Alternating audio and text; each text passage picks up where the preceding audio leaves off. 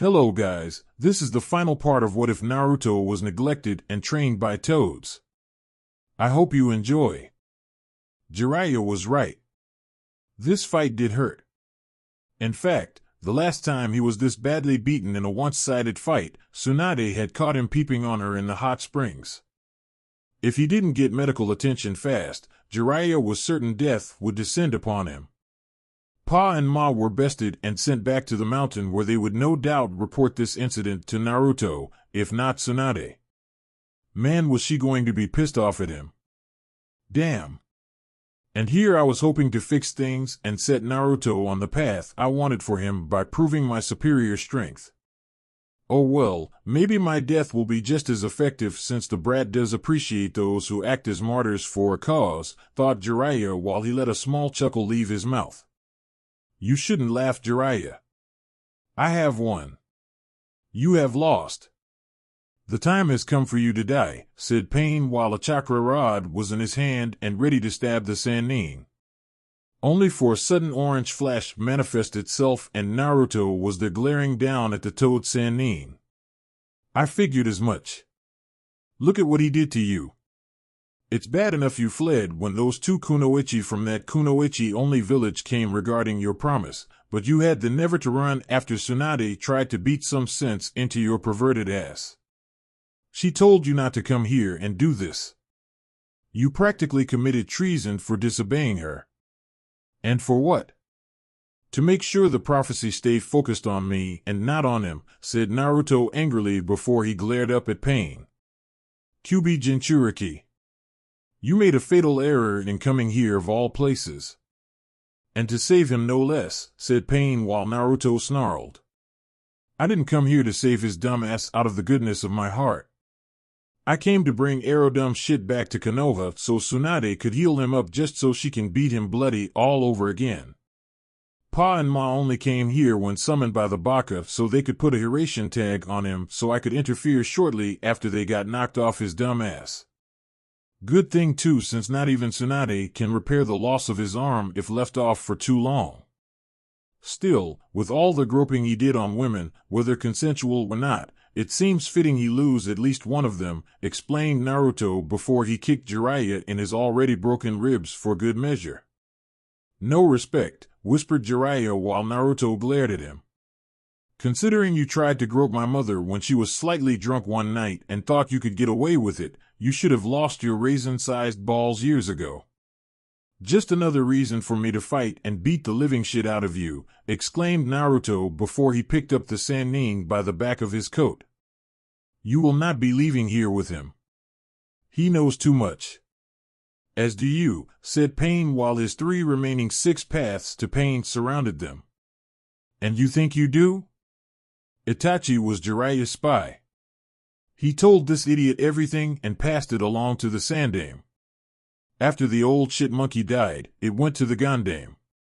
Not only that, but I have it on good authority that you aren't the true leader of the Akatsuki. Just the puppet. Ironic considering you command quite a few of them around us, said Naruto with Pain showing emotions on his paths with each one scowling. I am a god. My eyes are that of one. You will fall to me, said Pain while Naruto just scoffed. Like I haven't heard that one before today. Also, the masked idiot calling himself Uchiha Madara? He's not the real deal. Just an Uchiha for a student using his name. If he were the real Uchiha Madara, the fool would wear the armor of the man, and not act like a total idiot in front of others from the start, said Naruto while Pain narrowed his eyes at this, and so did Conan. Why tell me this? To divide us, asked Pain while Naruto shook his head. No. So you are aware of him lying to you. So you can be ready for when he betrays you for the real plan for having all the Biju. Or did you really think he would be honest with you regarding the purpose of the giant statue several rooms away? Asked Naruto since the Toads had been to aim earlier to scout ahead and saw the statue itself before Jiraiya was even ready to come here. Are you saying it's not a weapon of ultimate power? Asked Conan with Naruto smirking, since he had the Toads do some serious investigation work and using shadow clones to spread out through the elemental countries to dig through all dusty libraries. Kurama also helped fill in some blanks too. It took some serious leaps of faith from the fox to disclose things, but it was worth it. I didn't say that. It is a weapon of sorts. A living weapon. Dating back to when the sage was still alive. One that some people think they can control if they have a certain dojutsu in their possession. Ask your fake Madara about it. Ask about the story of Jubi and how it was defeated by the sage. See what his reaction to hearing it is, and see for yourself if I was telling the truth. Hopefully, you too can put the pieces together in relation to that ugly-ass statue and the 9 biju being needed for it, said Naruto while Pain looked at Conan, who was frowning further. And you wish for us to let you go with Jiraiya as compensation for this information, surmised Conan with Naruto shrugging before the blonde picked up the arm Jiraiya had lost during the fighting. Perhaps. As I mentioned earlier, I have a personal score to settle with Jiraiya regarding his past slights against me. You already got your 10 pounds of flesh off of his perverted ass. Now it's my turn. Think about what I said. And don't worry about Kisame. I killed him 2 days ago before he even made it to IWA and returned Samahata to Kiri and the new Mizukage, said Naruto while Pain and Conan were both shocked by this. How? Asked Pain while tempted to use a chakra rod to stab Naruto and force him into submission. Simple. Take away his chakra-eating sword and the man runs out of chakra fast without gaining any back at a later time. That sword feeds him chakra because his own body can't sustain any reserves for long due to a genetic defect his body possesses. Naturally, the man did have chakra, but he can't increase his reserves through training, and what he uses does not come back. It was one of the main reasons he could use Samahata's ability to eat chakra in the first place and why he liked to fight. Absorbing all that chakra through the sword and no one realizing that the man was a walking chakra-eating factory like his sword. But, if you take away the ability to use it and go on a full-out fight with someone like me, you lose in the long run, said Naruto while Pain didn't look happy with that piece of information. Kisame was considered a biju without a tail due to his massive chakra reserves, but no one had suspected he only obtained such reserves through Samahata. Most assumed the sword took the majority of the chakra eaten off of people and gradually channeled some of it into him. No one assumed the man needed the sword just as much as the sword had a need for Kisame. The shark man basically threw himself into fights knowing his enemies would generate chakra his sword could devour and send to himself to keep his reserves up. Kisame's death wasn't expected, but was no real loss to us either. In times of peace like what I wish to accomplish, people like him fade from existence or lose all purpose in life. No doubt Kisame preferred the idea of going down fighting and did just that against the Kyuubi Jinchuriki, thought Pain, as he watched Naruto readjust Jiraiya onto his back. I'll see you soon.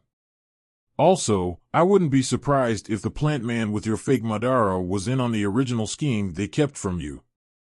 If you do use your Uzumaki sensory abilities like I have, you will know what I am talking about, cousin, said Naruto while seeing Pain and Conan look at him in surprise.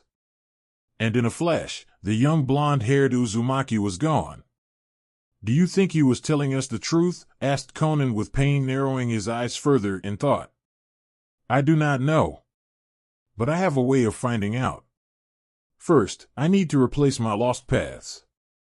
Once they are replaced, we will get our answers, said Pain while wanting to know the real plan the supposed Madara was keeping from him. Konoha Hospital sometime later. You are a baka. Do you know that? Do you have any idea just how stupid you are for pulling a stunt like that? Going to aim without my permission. For defying me? Do you know just how much I want to beat you within an inch of your life? Demanded Tsunade angrily at the person in the hospital bed, in a fully body cast, and was at an angle where injured person could not look away. Tsunade-sama, given his condition I don't think, said Shizune, but was silenced by a glare. Do not pity him, Shizune. Jiraiya deserved his near-death experience. He's lucky I was even able to save and reattach his arm. With enough physical therapy, he just might get it to work properly. Though personally, I wish Naruto had just left it to rot so he would have one less hand to molest innocent women with, said Tsunade while she continued to glare at Jiraiya with all her anger. You should have let me die, mumbled Jiraiya while Tsunade's glare increased. I should have done a lot of things in my life, Jiraiya. One of them should have been your castration for peeping on me in the hot springs instead of just beating you within an inch of your life. I also should have returned to Konoha sooner to help watch over my distant cousin from the Uzumaki clan. Again, a mistake on my part. Hell, I should have every single person our sensei allowed to hurt Naruto be put to the sword in a public execution. All while making the offspring of the soon-to-be executed watch, exclaimed Tsunade, as she had been tempted to do so given her sensei and former teammate plotted against the boy since he was a baby into being their loyal weapon without the boy even realizing it. The only reason she didn't do such a thing was due to Naruto having no problems with venting his anger out on those who had wronged him in the past. No one in Konoha thought the boy would fight back when he came back from his training trip with Jiraiya. Many assumed the man would successfully mold Naruto into a subservient weapon they could abuse and command at a moment's notice. And as a result, they could sleep soundly at night in the belief their actions would bring down some measure of punishment upon them. It only further enforced their belief that any slight, harm, or abuse aimed at Naruto was the right decision. If it had been considered even remotely wrong, would they not be punished in some shape or form by the village's governing body? Sensei taught you better than to give in to such thoughts and feelings, said Jiraiya while he winced in pain from shifting only slightly to the right. Sensei was a liar and a hypocrite. If he were here, I would have beat him within an inch of his life too. I don't care if he was stronger than either of us. The old man betrayed just about everything my grandfather believed in when founding Konoha. The fact you even support his decisions without hesitation on your part only infuriates me further, stated Tsunade further while she was so tempted to smash her fist into Jiraiya's face. The only reason Tsunade didn't was because it would have killed him. What about Naruto? His coming to save me put the brat's life at risk. I doubt you would have sanctioned that mission or assigned it to him, said Jiraiya while Tsunade smirked. Actually, I did sanction it. And yes, I did assign it to him. Naruto figured your stunt to reverse summon yourself back to the Toad Clan's mountain to heal was a mere detour to get to AIM. He believed that when you made it to AIM to face the leader of the Akatsuki, you would fight the man one-on-one in some attempt to make yourself a martyr. To pass down your stupid beliefs using your own death, if necessary, to leave a lasting imprint on Naruto's mind. Naruto believed you would use Sage Mode and contacted the Toads to tell them that when you did, they were to plant a Hiration marker on your back so he could save your ass after being defeated, said Tsunade while Jiraiya grimaced since his former student had outthought him. It was for his own good, Tsunade. The prophecy needed to happen. It has to be Naruto who completes it, not Nagato. Only one student may fulfill it, said Jiraiya with a look in his eyes that told Tsunade he was obsessed with the damn prophecy. Say for the sake of argument's sake that Naruto is this child of prophecy the elder Toad spoke of years ago. What happens when Naruto does fulfill it? Will he get the praise and recognition with it? The love he rightfully deserves not only from within Konoha after so many years of being hated, but with the rest of the shinobi village? Or, perhaps a certain perverted idiot named Jiraiya Baka, and a poor excuse for Godfather goes on a loud and boastful propaganda campaign to claim it all for himself?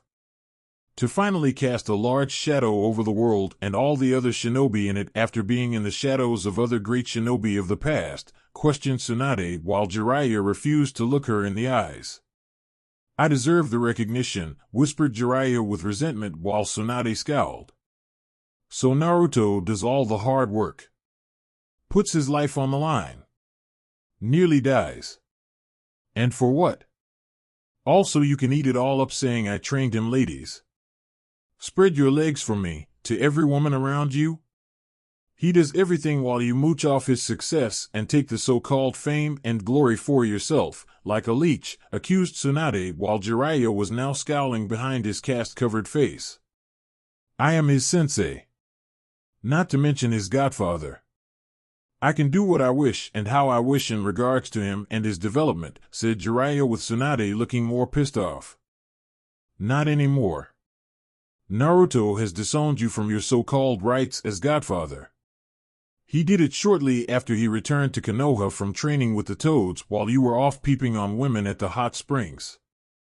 I stamped the order myself. I also made it clear in the Bratz records how you failed him as a sensei with your past actions, so no one can argue in your defense, said Tsunade while Jiraiya looked livid. You had no right, Tsunade, protested Jiraiya while Tsunade glared even harder. You forget, Jiraiya, I am an Uzumaki by blood on my grandmother's side. Not only that, but the Senju are cousins to the Uzumaki clan. I can trump your claim of guardianship on that alone since we are related by blood, countered Tsunade with Jiraiya snarling. Said the woman of blood relation who wasn't there for him for over a decade. Jiraiya shot back. Maybe it had something to do with both you and Sensei keeping things from me at the time. I asked Sensei about Kushina and the child after the Kyuubi attacked in a message. Do you know what he said in return? They are fine. Nothing to worry about. Keep on wandering and heal. It wasn't until I met Naruto that I thought Kushina had done a bad job of raising him, only to find that the boy wasn't raised by her at all. Because she was dead. Something Sensei decided not to tell me. Something you conveniently decided not to say or mention after finding me in the bar. You had plenty of time to tell me things in secret, but chose to keep your mouth shut. We both know you did it for selfish reasons. You knew I was close to Kushina and knew if I found out about Naruto, I would have come back and gotten close to him. You and Sensei wanted him isolated and depended on your shared presence, said Tsunade while Jiraiya glared back. That's not true, protested Jiraiya, but it was clear Tsunade didn't believe him. Don't bother denying it, Jiraiya. I read Sensei's journals. Every page. Every verse. Every chapter. Every word written in his handwriting. Everything related to Naruto and how you two tried to screw him over, exclaimed Tsunade to the point of nearly shouting and saw Jiraiya's denial fade away to admittance almost instantly. It had to be done. Don't you get it, Tsunade? Naruto has to be balanced. Not too weak so he crush Konoha's enemies, but not too strong the brat will be able to turn on us without fear of losing. It had to be done. Jiraiya shot back. Bullshit. You didn't need to do what was done to him to make the boy loyal. Naruto's status as a Jinchuriki didn't have to be made known to the council by Sensei. He did that deliberately knowing it would set off the chain of events needed to make the village hate him. Also, you could swoop in one way or another to provide him the only support you were willing to let Naruto have in life and force your beliefs down his throat. He has the right to choose Jiraiya. You had no right to force your beliefs on him, stated Tsunade while Jiraiya growled angrily. I have every right. I don't care what you say, Tsunade. I am the boy's godfather and still his legal guardian. I can do what I like in terms of dictating the brat's future. Do you know why? Because the boy is mine. Mine to mold. Mine to control. Mine to make sure the prophecy is fulfilled the way it was meant to be fulfilled. And if the end result allows me to mooch off that disrespectful shit and live a life of happiness at his expense until the day I die, then so be it, exclaimed Jiraiya with a hint of madness in his voice and eyes. For years, Jiraiya had been in the shadow of everyone around him. Sensei. Orochimaru. Tsunade. Minato. Kushina. Just to name a few. Even Itachi was getting up there in terms of his own infamy. Had Naruto not crushed him as the fight they had clearly showed or had been declared a missing nin, the Uchiha prodigy would have truly been one hell of a Hokage. But Jiraiya was tired of being in the shadows of others. His first book, Tales of the Gutsy Ninja, was a complete flop. His perverted books were loved, yet some, all the women, hated the fact he peeped on them in order to get his inspiration. Something which he felt should be considered an honor. He proved his greatness with his transparency jutsu and trusty spy network, but was openly ignored for Tsunade's own super strength and her top-notch medical skills.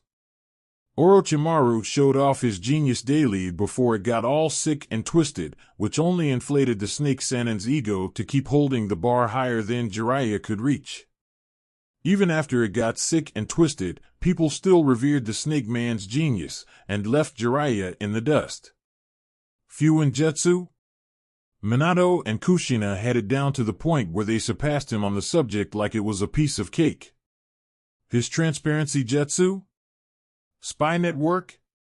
His Aika Paradise series? Mere footnotes in history compared to some of the exploits of others in Konoha. Even some Jounin, who had died bravely in the last Shinobi War, were treated with more respect over himself. And all because they weren't perverts or super perverts like himself. He was tired of it. Where was his fame and glory casting shadow? Where was his army of people giving him respect? Where were the people who look at him with respect and fear? Where were the looks of envy? Of desire by the women? The answer? They were focused on everyone else but him. So when the Toad Elder spoke his prophecy, Jiraiya decided to seize a rare and golden opportunity for himself. To take his prophecy and mold it into something Konoha could control, could manipulate, could ensure made them the top village among the Big Five for decades, not centuries to come. It was why he told his sensei about it. Together, they could set things in motion, put pieces on the board who would act accordingly to their actions and the actions of those around them with just the right nudge. And Jiraiya would be the one to reap the glory behind it when the prophecy was finally fulfilled, with everyone speaking his name with respect. He could and would boast on how it was through his training that Naruto was so strong. Not really a lie, but no one needed to know that particular part, and Jiraiya doubted the brat would say anything to the contrary when the time came. Especially given how good-natured the boy would have been once the Sannin gave him just enough mentoring to make the brat see things his way. No longer would a kunoichi glare at him for his perverted ways or for peeping on them to write his wonderful novels. They would practically invite him into the female section just so they could sit next to the man and rub their bodies against his own. He would have so much female tail around him, it would be incredibly easy for Jiraiya to write 1,000 Aika Paradise books. All the while basking in the glory of his greatness and truly be respected by everyone of his peers. But the brat had chosen to be resistant to his method of training. His sensei had assured Jiraiya that the need to prove himself and getting stronger to obtain the approval of those from within Konoha was imprinted into the brat's brain. How all Jiraiya had to do was dangle a few jutsus in Naruto's face, put the gaki down with negative criticism, and make it seem like nothing the boy did was enough. By doing this, they could force the boy's drive to improve himself to focus on getting stronger for Konoha. To fight for Konoha when its enemies came knocking. Never questioning. Never thinking outside of doing what he was doing, unless the village benefited. The only reason Jiraiya and Hiruzen didn't do it to Kushina was because Mito was alive long enough to imprint the Uzumaki way into her. Added Minato's own good-natured self not having the strength to break her beliefs or way of thinking only made trying to control her next to impossible. Hiruzen and Jiraiya had to start fresh with a newborn babe without parents to influence the brat in order to make their various dreams a reality. The Kyuubi attack the night of Naruto's birth was very much unexpected, but the hidden opportunity was too good to pass up. A Jinchuriki babe, no parents, no friends, and no family to influence the boy made him a blank slate for them to write their intentions on. They just didn't believe the stubbornness of the Uzumaki clan, and Kushina would pass on to Naruto despite the many attempts to stamp it out of him, both physically and mentally. By the end of his little rant, Jiraiya could only stare back at a silent and deadly serious Tsunade currently staring down at him with a look he couldn't quite understand. There was disgust, loathing, anger, definitely lots of that, and yet behind all of it was a plan to make him suffer. I see. Well, Jiraiya, I hope you feel your actions were worth it, because now is the time to see what your actions have produced in the coming month, said Tsunade while Jiraiya frowned at her words. What do you mean? Asked Jiraiya with a hint of worry. Simple. I'm going to heal you. Every wound, past and present. I'm going to use all my medical skills and knowledge to fix your broken, perverted body, answered Tsunade while Jiraiya and Shizune looked confused. Not that I am complaining, but why? Asked Jiraiya in confusion. Because I don't want you having an excuse for when Naruto fights you. So you can't complain when Naruto shows you what your stupidity has done. So Naruto can enjoy taking your fully restored body and breaking it into pieces before leaving it to rot. So I suggest you enjoy the feeling of your body being back to its prime state, Jiraiya, because after Naruto destroys it, I'm not healing you. I'm not saving you. Nor will Shizune. If you want medical aid after Naruto destroys you, I suggest you go seek a back alley doctor, said Tsunade while Jiraiya was shocked by this. You honestly think the brat can win against me when I'm at full strength? Asked Jiraiya with Tsunade giving him a cruel smirk. Of course I do. Have you seen the list of S-rank nin he's killed recently? And in such a short time? When was the last time you took on so many S-ranked shinobi in such short amount of time and won? Not only that, but he saved your ungrateful ass from suddenly being killed by another tucked-away former student with a grudge, said Tsunade with Jiraiya grit his teeth. You mentioned he used the Hiration to have us escape pain. How did he do it? Asked Jiraiya while Tsunade smirked at him. He has access to his parents' home, remember? Minato was a genius in Fuinjutsu, and so was Kushina. If there is one thing Naruto excels at besides shadow clones, it is in using Fuinjutsu in a way that many would consider to be scary, said Tsunade while Jiraiya looked livid. What? No. He can't have it yet. The Sandaime decreed he couldn't until he was mature enough or was jounin with considerable experience, exclaimed Jiraiya, knowing his old sensei had done this to make it nearly impossible for Naruto to have access to the vast knowledge left behind for him. He is mature enough. No thanks to you. As for his rank being a possible issue, I recently promoted him to jounin. The fact he killed quite a large number of notorious S-rank nin tells me the brat has accomplished the requirement of getting experience. So you can take senseis and your stipulations regarding the boy and shove it. What's the matter, Baka? Are you now afraid the brat will actually fuck you up in your eventual fight? Countered Tsunade with Jiraiya growling. He's still immature. Throwing a tantrum on how I train him. Bitching about the Biju's chakra hurting him. As for him kicking my ass? Ha! Never. Besides, you should be more worried about yourself. He might challenge you for the Hokage seat in a one-on-one fight. Do you really expect him to hold back if that happens? Asked Jiraiya while Tsunade just smirked at him. Fight him? Hardly. Within the next 2 or 3 years, I'll give the damn hat to him to run Konoha how he sees fit, said Tsunade while Jiraiya fumed inside at her doing this. You can't. There is a law in place. One sensei has locked in so Naruto could never have his dream fulfilled, said Jiraiya while Tsunade frowned. And what law is this? I know all the laws in Konoha. There is nothing in the books that says Naruto can't become Hokage, replied Tsunade while let out a small chuckle. Oh really? Check along the lines of requirements. Sensei always had contingencies in place for almost anything. So in the chance Naruto did get nominated to be Hokage, a law was put in place to deny him due to his Jinchuriki status, said Jiraiya, while Tsunade was furious about this law. When did this happen? Demanded Tsunade, knowing it could be repealed if the daimyo signed off on it. Shortly after the Gandame Mizukage and Jinchuriki Yagura started his bloodline civil war within Kiri. Sensei used it as an excuse to create a law banning any Jinchuriki in the village from being Hokage.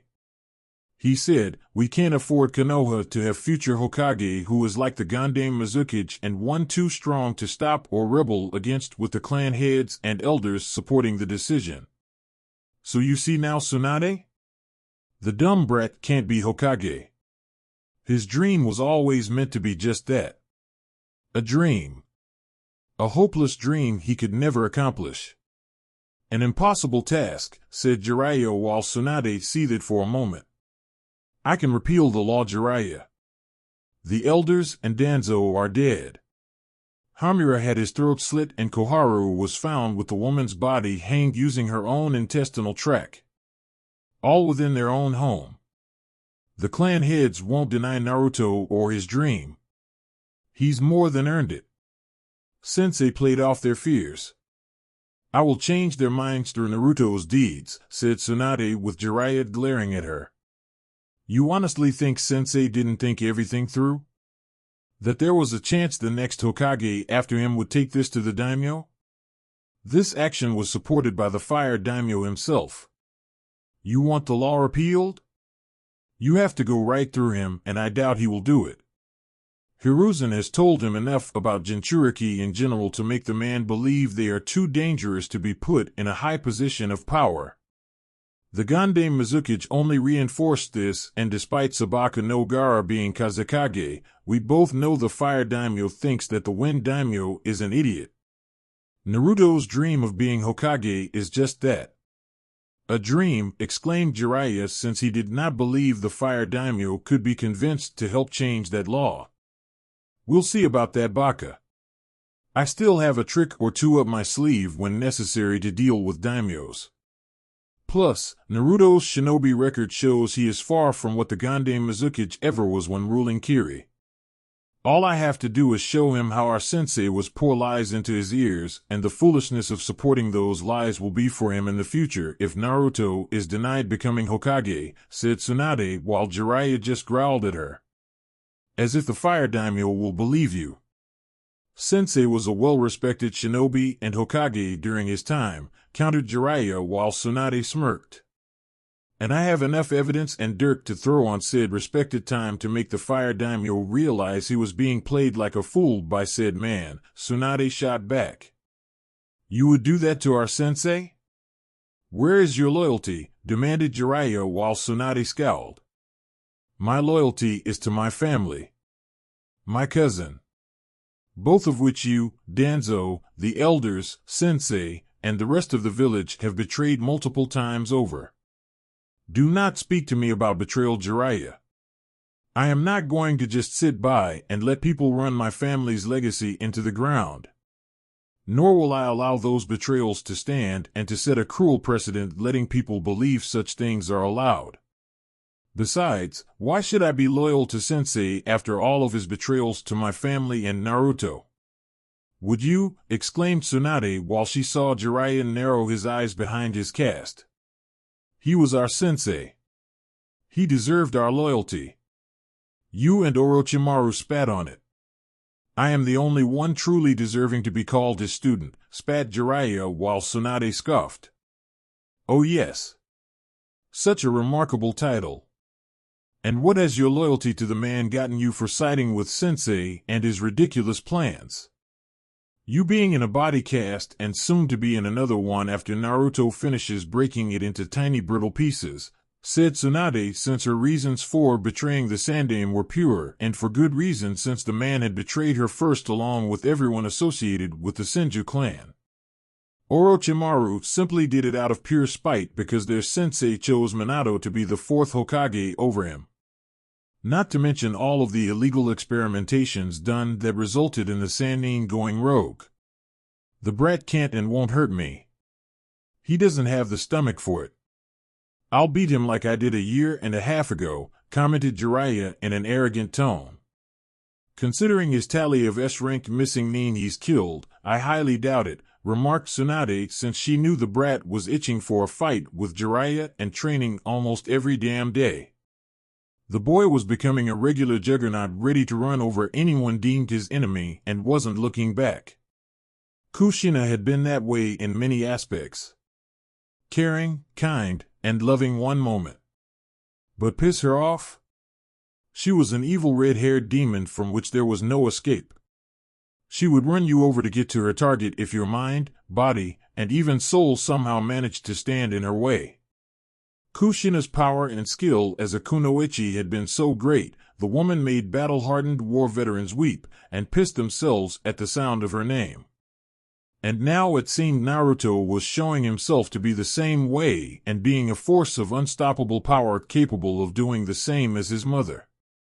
Tsunade almost couldn't wait to see the Gaki smash Jiraiya to pieces. And sometime later. Pain was not amused. Not in the slightest.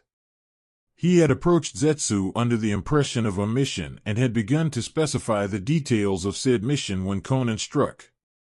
The paper woman was a master in using any and all things paper-related thanks to her skills honed over the years of training and warfare. As such, it was incredibly easy for Konan to send a paper with a seal on it to the back of the plant man's neck, and cutting off its ability to use chakra. Before either half of Zetsu could say anything about it once the seal was applied, Pain had grabbed his head and ripped out the plant creature's soul. And got all of the creature's memories. Making Madara believe Zetsu's darker half was in fact the Uchiha's will implanted into it for manipulating events to one day bring down the big 5 shinobi villages. To set all the events of the last 2 generations following the official death of Madara into motion. To one day weaken the shinobi villages one by one to the point where it would be easy for Madara to win against them, even if they all rallied together to form an alliance to defeat the Uchiha. How Madara had secretly planned to come back from the dead using the Rinnegan and Tobi, who was the thought-believed dead, Uchiha Obito to do it. Once brought back, restored, enhanced, and ultimate never capable of dying, the most powerful Uchiha in its history would crush the Big 5 before betraying Obito at the last moment. Only for Madara himself to be betrayed by Zetsu and the real person who put their will into Zetsu, and it came in the form of woman, who was in fact the Sage of 6 Paths' own mother, Otsutsuki Kagaya. Pain also got all the memories of Zetsu and the plan the rabbit goddess herself had given the plant man to use the 9 Biju to bring about the Jubi in order to bring about her way of peace. Which essentially involved using the moon, an infinite Tsukuyomi, and locked everyone into cocoon-like things forever. This could not be allowed to happen in his Rinnegan eyes. While Pain did want peace, he did not want it to happen this way. For it wasn't peace at all. It was genocide of the entire human race until all that was left was Kagaya herself. "What do you want to do?" asked Konan while Pain looked at her. "We do not need the others. They were mere agents to get us what we want.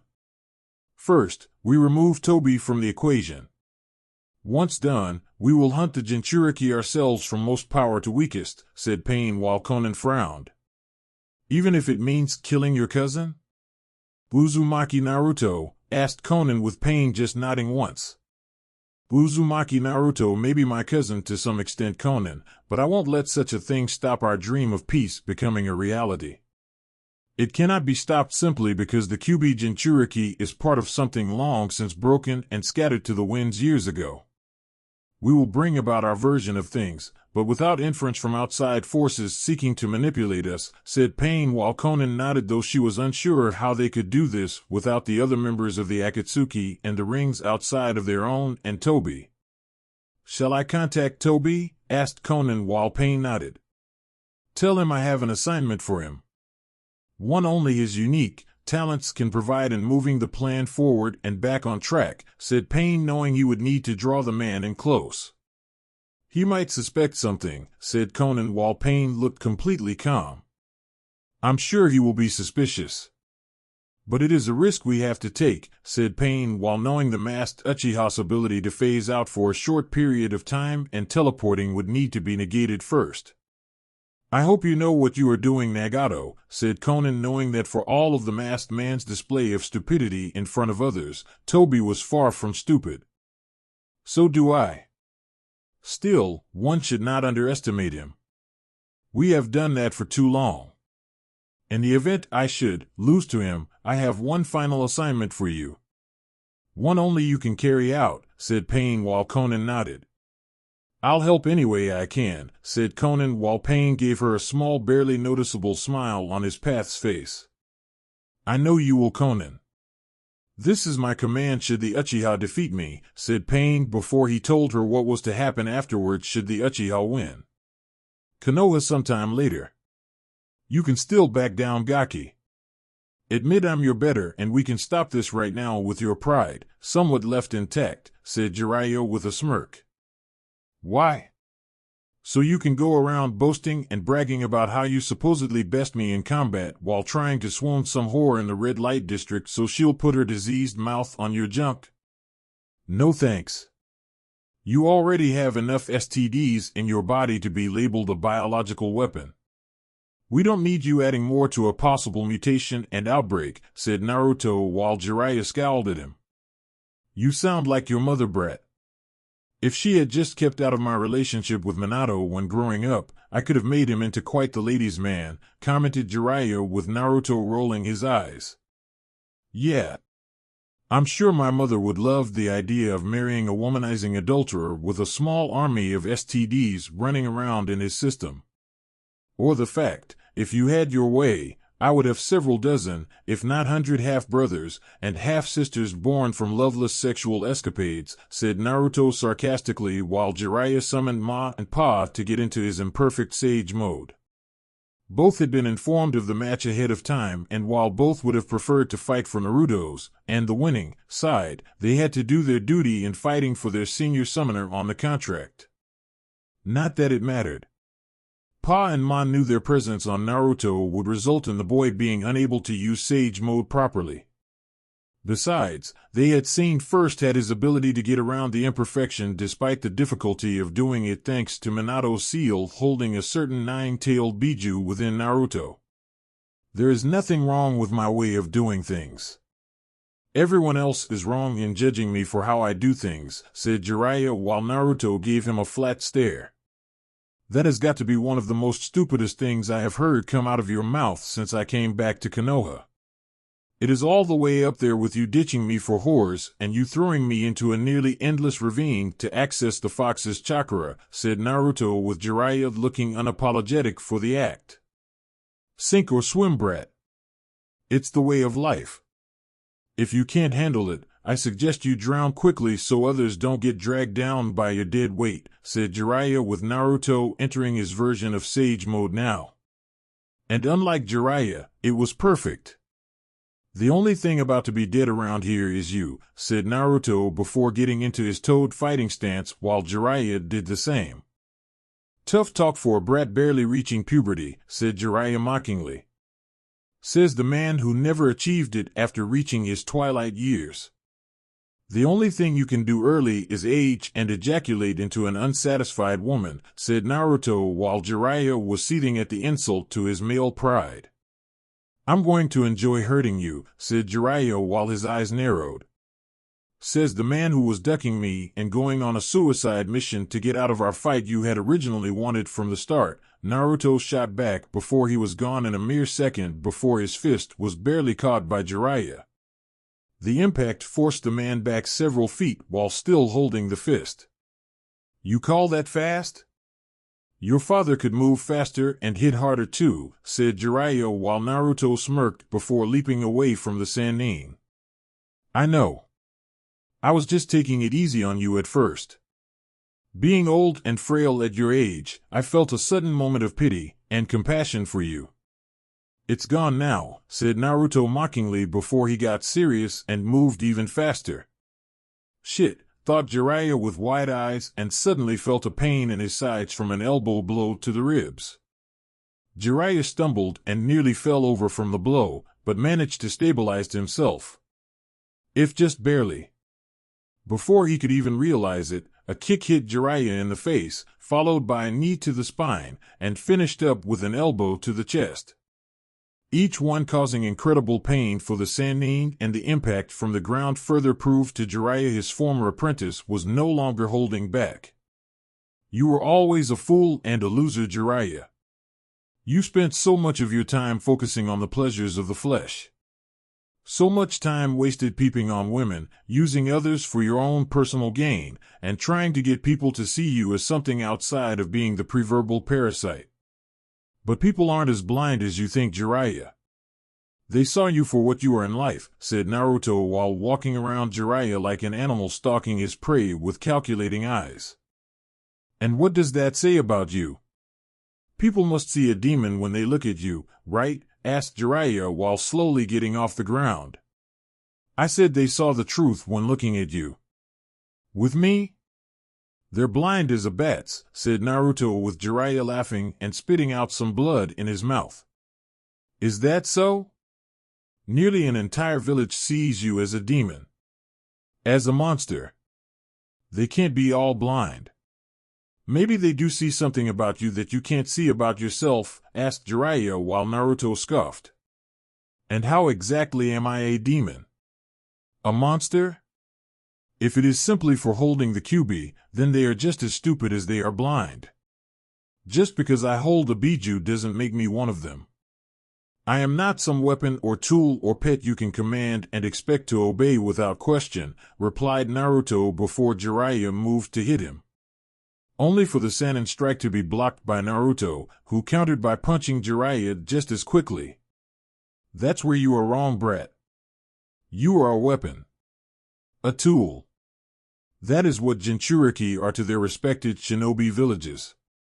They fight and kill like good little attack dogs and are punished when they don't follow orders, said Jiraiya before he went on the attack and tried to land a decisive blow against Naruto. Keyword being tried. So my mother was one too? And Uzumaki Mido, asked Naruto before dodging another arm strike and viciously broke Jiraiya's elbow, followed by kicking the man in the back 3 times before throwing him onto the ground. Of course they were tools. The only difference was neither one knew it and were too strong to remold into the image others wanted them to become such things. Despite her old age, Mido made sure Kushina wasn't turned when my sensei became Hokage.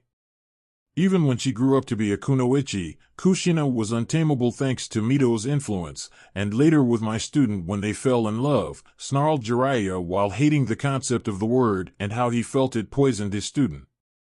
What do you have against love? I thought you loved Tsunade. So why say the word like it was something foul? Asked Naruto while Jiraiya glared and charged at the younger man with the intent to kill. I don't love Tsunade.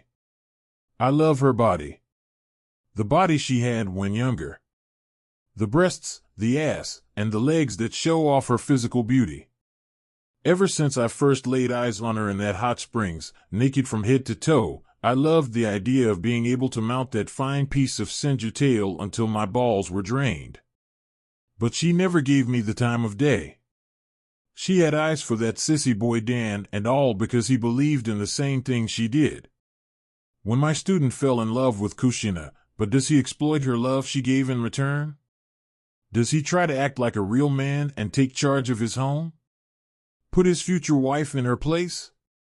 Does he use his ever-growing reputation as a highly skilled jounin and soon-to-be Hokage to sleep with multiple women on the side? No. He stayed faithful to her. Because he was as in love. So yes, I hate the concept of love as you, Minato, and even Tsunade see it, said Jiraiya, who finally managed to land a punch on Naruto's face.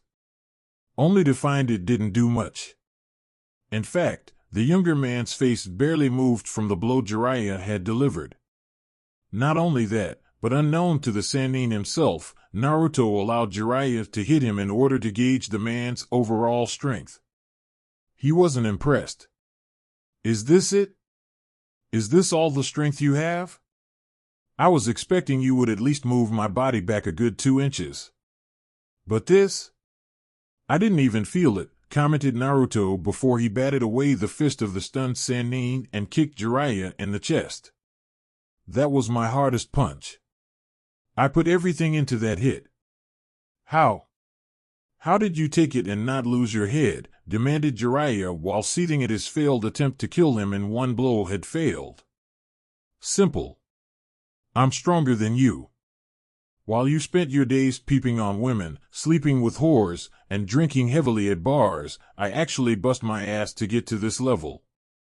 Had you trained me properly like a true sensei would, you would have seen the writing on the wall. But like a fool, which everyone called you when growing up, you chose to be a lazy bastard. I was right when I said Orochimaru would have made a better sensei over you. Hell, maybe my father could have helped curb your former teammates' own lust for the darker powers and notions of immortality, since Minato would have been his legacy to the world when dead. Alas, we will never know. Not that you would have allowed it. I get the feeling you would have killed my father out of spite for Orochimaru if that were to happen, said Naruto while Jiraiya spit out more blood and rubbed his chest. Of course I would have killed Minato. That boy was a genius. A prodigy one sees and comes around once in 100 years. Whoever trained him would gain fame, glory, and the recognition for decades to come. Do you really think I would let such a thing like that be given to that pale-faced freak of nature? It was bad enough Sensei favored Orochimaru all those years ago, but I would have drawn the line at my student not being mine, said Jiraiya while the look of madness was in his eyes and Naruto narrowed at it. You sound as if the old monkey had planned on it after telling him of Minato's potential as a shinobi, said Naruto with Jiraiya's smirk increasing. Actually, he did just that. My former teammate was so well loved by Sensei at the time that any other choice for master and apprentice relationship was out of the question. I told him to hold off until after the boy was chunin to make a decision on who would take the boy as an apprentice in the future. So I spent that time running a little smear campaign against Orochimaru using my spy network, falsifying various reports about my former teammates' actions. I had my spies spreading all sorts of lies about him, about his sexuality, his preferences, and even possible hints of his loyalty being put into question. By the time Minato became chunin, I had convinced my sensei to have me take your father as an apprentice while Danzo offered to take Orochimaru into his root program, said Jiraiya while Naruto narrowed his eyes at him. I see. So because of you and your clearly inferior ego, if not insecurity, Orochimaru of the Sannin was sent into the arms of Shimura Danzo. Right into the hands of the emotion-hating warhawk who twisted your former teammate into the sadistic psychopath Konoha has, until recently, been shaking in fear over. And for what? Also the big whiny baby named Jiraiya could get his bottle, asked Naruto before landing a few punches and kicks to various parts of Jiraiya's body and making the man stumble. Minato was mine. The prophecy stated as much. Anyone I trained is mine to do with as I see fit. Don't you get it? The prophecy bringing about peace with me as the sensei of the child of prophecy is all that matters. My name will last throughout the ages as the very person who trained him. I will have my great legacy and my shadow stretch far and wide throughout the ages of time. Nothing will stop it. Do you hear me, brat? Nothing, exclaimed Jiraiya with the madness in his eyes and the last bit of sanity snapping like a rope being stretched to its limits. Actually, there is someone who can stop it.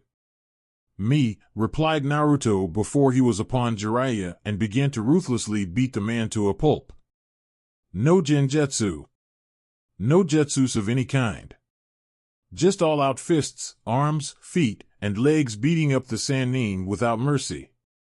Ma and Pa had long since left Jiraiya during his little rambling of a speech and decided to leave the fool to the beating he so rightfully deserved. Not that Jiraiya would sense them leaving. The man's imperfect sage mode was so imperfect, he wouldn't be able to sense it was gone until he did something that required the use of such a form. By the time Naruto had stopped beating the Sannin into the ground, the body was too broken to move, or even make a twitch of any kind. It wasn't surprising when it was over that Naruto had gone to such lengths to beat Jiraiya into oblivion. After all the things he had done, the actions he performed, which caused the actions of others to flourish and cause unimaginable pain to others around him. Without remorse. Without any form of empathy toward the people he harmed as a result. And for what? Also, he can exploit the lives of women around him and use his so-called fame and glory to sleep with as many of them as possible. Hence why Naruto poured all his hatred into those blows. All his pain, suffering, rage, and anger into each hit.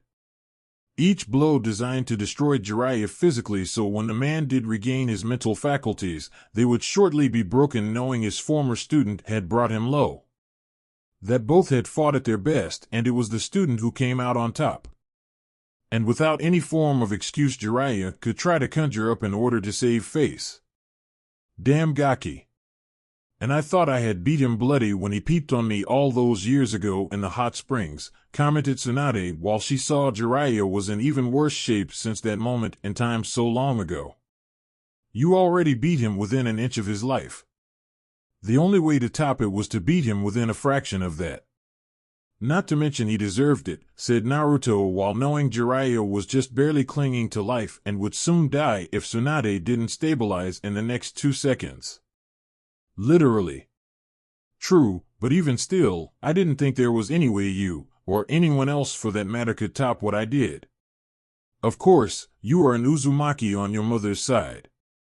The clan was always said to do the impossible when others said it was impossible, said Tsunade while she, very reluctantly, stabilized Jiraiya despite part of her whispering that the man should just be left there to rot and die. Especially after everything he just admitted to Naruto and her during this fight. What Jiraiya didn't know was that prior to his arrival to the training ground, Naruto had placed a very large and powerful seal around them. One which Tsunade activated after her old teammate arrived when his back to the woman. It was designed so everyone in it would be compelled to speak the truth about a subject, no matter what the topic.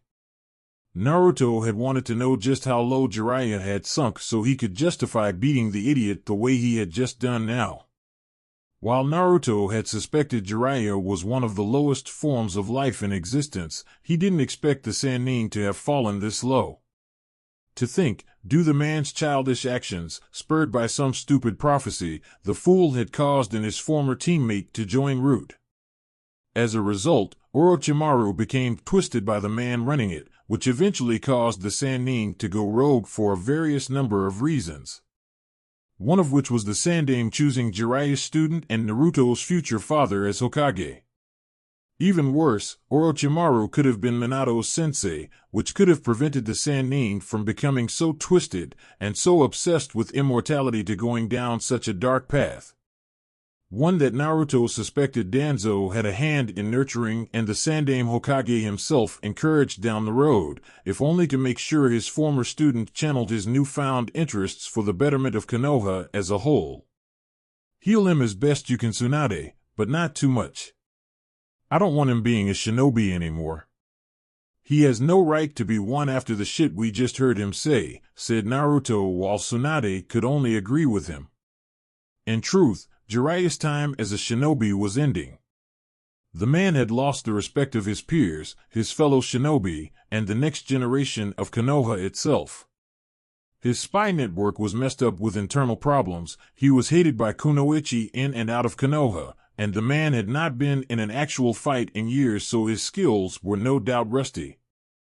Even if Tsunade could fix all of the damaging injuries Naruto had just inflicted on Jiraiya, which was a big if at the moment, the perverted fool would never be worthy of being a Konoha shinobi ever again. It was best to just leave the man in a crippled and semi-vegetative state in the hospital where he could slowly wither away and ultimately die. All the while trapped within his own body, unable to move, and realize just how big a fuck-up he truly was before the end came for him. That was the punishment Naruto wanted for Jiraiya. The punishment the man ultimately deserved for his actions. For his crimes. Because of him and his selfishness to make a possible prophecy come true, the world had been slowly thrown into chaos. Had the man just been responsible, actually took his own training, and the training of his own students seriously, things would have been different. Without question. But the man didn't act responsible in any shape or form. He didn't train seriously. He did not train any of his 3 students. His actions set things in motion for darker powers to make their moves and bring about pain and suffering to the world. So it was only natural that the man suffering such an end. To be alone. In the darkness of a room. No one to visit. No one to see. No one to speak to anyone about anything. Unable to move without feeling incredible pain. A true hell if there ever was one. And it was one Naruto believed Jiraiya deserved with all of his being. Pain was dead. Not just his paths, but the man himself. To Uchiha Obito aka Tobi of the Akatsuki, it was of not great loss. The man was dying for some time now and was only alive due to his Uzumaki genetics. What did matter was the Uzumaki had somehow learned of the Moon Eye plan via Zetsu's death and decided to ruin it. Not only did the fool Nagato manage to weaken him during their fight, but stalled him long enough for his paper bitch of a woman to take the Rinnegan eyes once belonging to Uchiha Madara and leave aim for Konoha. He would have pursued Konan, but Nagato had used the last of his chakra to create a barrier seal tied to his life force that prevented him from leaving it. Even the Uchiha's own Kamui ability was proven ineffective and had to wait until Nagato died, which sadly was several days. Damn Uzumakis and their seals. It was any wonder their clan was destroyed. Zetsu had done his job well over the years in manipulating certain events to bring fear to the hearts and minds of others when it came to that clan. The Uzumaki and their intimate mastery over Fuinjutsu would have been a threat to the overall plan, at least according to the plant creature, and he had gone from village to spread fear of the clan. All in order to make them ally against the Uzumaki clan and prevent their skills in Fuinjutsu from being allowed to grow. Only now, it seemed that skill had come back to bite him, and the Moon Eye plan right in the ass for one last act of defiance. By the time Obito got free from the seal barrier, he was sure Konan had already made it to Konoha. Going anywhere else would be foolish, and told them everything she knew. Considering she was Nagato's right hand and knew about him being the true leader, Obito knew he would have to act on his own at this point. He would have taken out all the heavy hitters from each shinobi village in order to truly break them long enough for him to get all 9 Biju into the statue.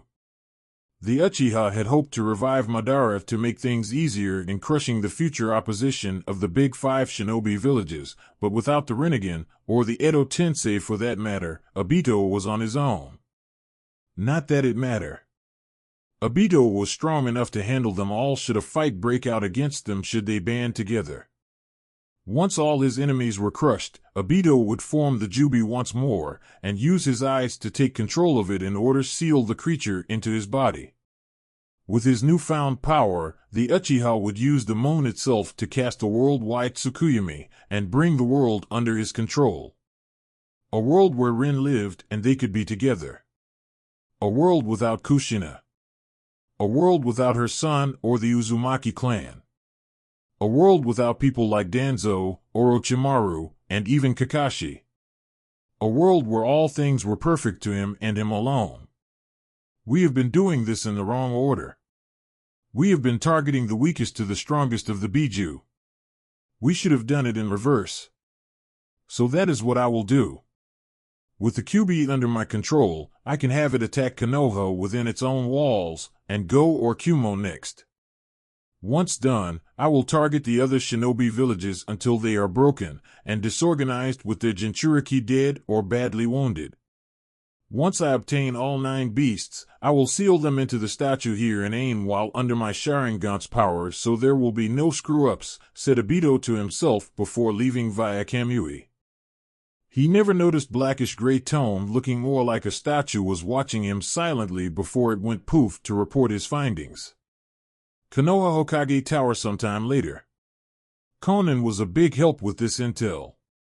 To think Uchiha Obito was alive all this time, and even Madara himself to a point, commented Tsunade while reading the report Ibiki had given her after Konan had submitted to his interrogation. Konan even placed a preservation jar with the Rinnegan into the Hokage's hands as a show of good faith of her willingness to cooperate. Everything she knew and Nagato knew from the past to their recent actions had been written up into multiple reports for the Hokage to read. The Yandame's second student going rogue. And all because of what those white Zetsu creatures impersonating Kirin did to his third one. Madara must have realized in order to turn Obito against Konoha, he would have to take away what mattered most to his new student. That's just cruel, said Ibiki with a sigh, since it was cruel to turn someone into a monster just so you can carry out a plan you think you made up, but really didn't. What do we do with the eyes she gave us? Asked Naruto, who felt it was necessary to hear what became of his father's remaining two, and thought to be deceased, students. Hard to say. We could destroy them since Obito wants them badly for his plan to revive Madara and use his former sensei to put us on the defensive. Or, I could transplant them into someone who can handle them, said Tsunade with Naruto looking surprised, and so did Ibiki. Not to question your judgment or ideas, Hokage-sama, but the latter you just mentioned doesn't seem to be a wise choice here. Those eyes are said to be the most powerful, if not most legendary dojutsu the world has ever known.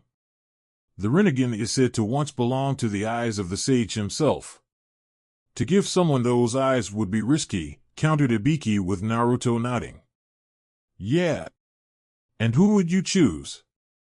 You can give it to the nicest guy around, and he could still use those things with the intent of being a real power-hungry jerk thinking they could do whatever they wanted, added Naruto with Tsunade nodding since it was true. Plus, from what Tsunade knew about the origin of the eyes in question, anyone with them could come to the belief they were invincible.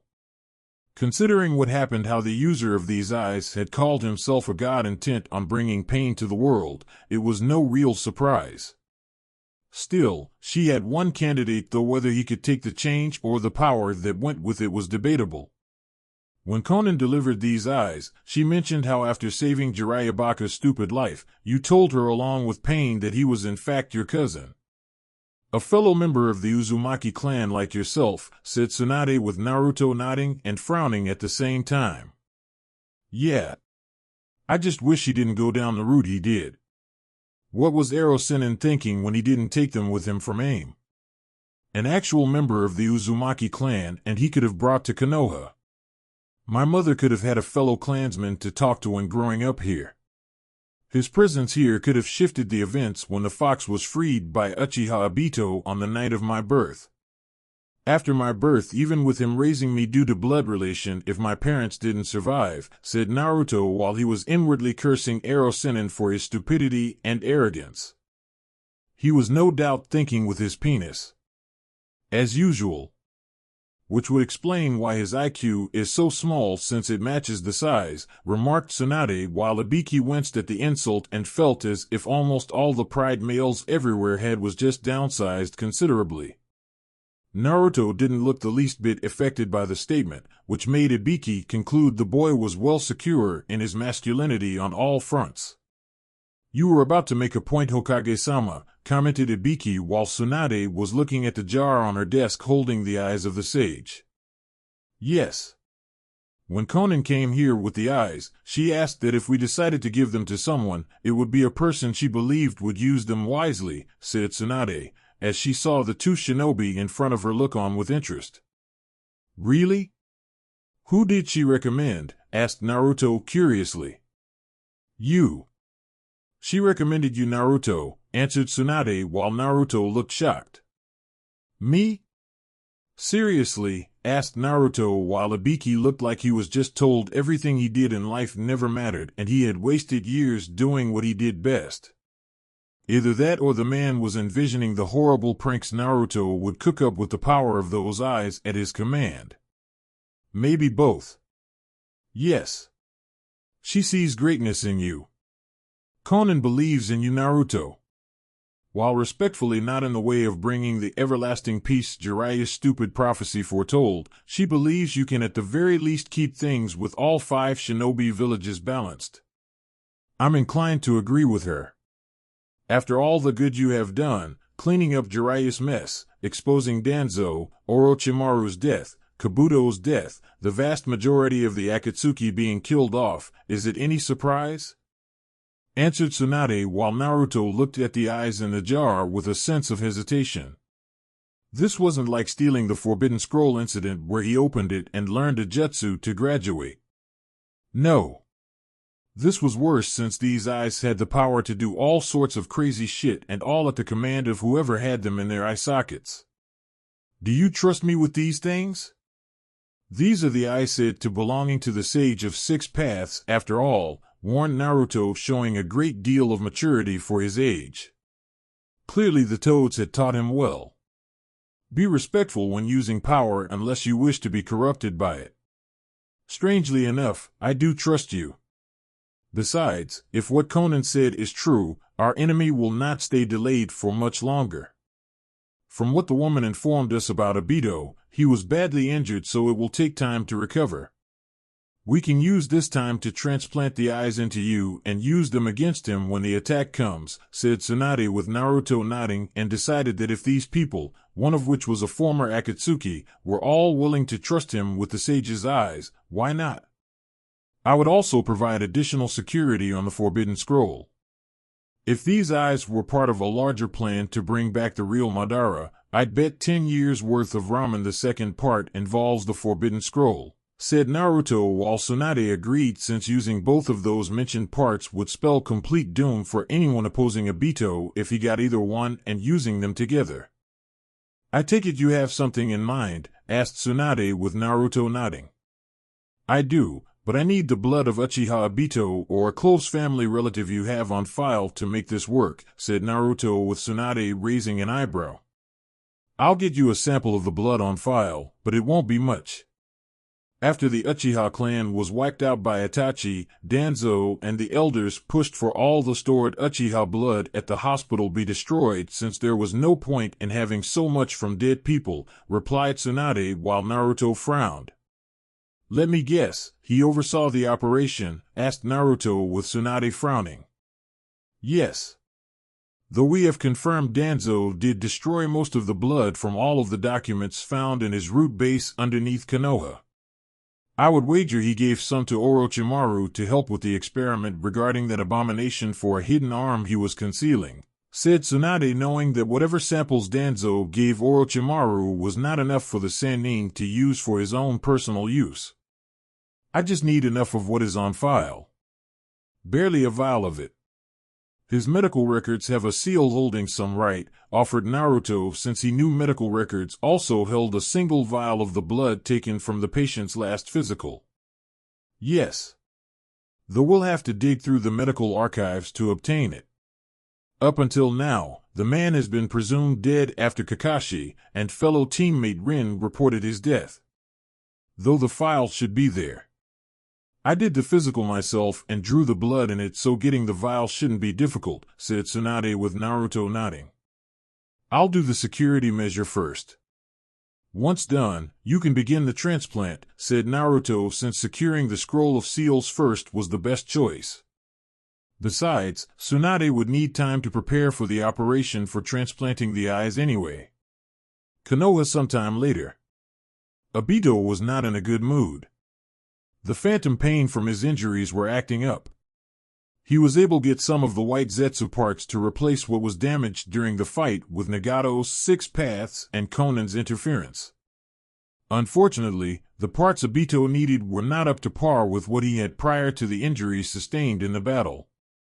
The paper bitch had sabotaged his entire supply of body parts and organs, including his own supply of Sharingan eyes he obtained when the Uchiha clan was killed before Danzo's root had come to take the rest.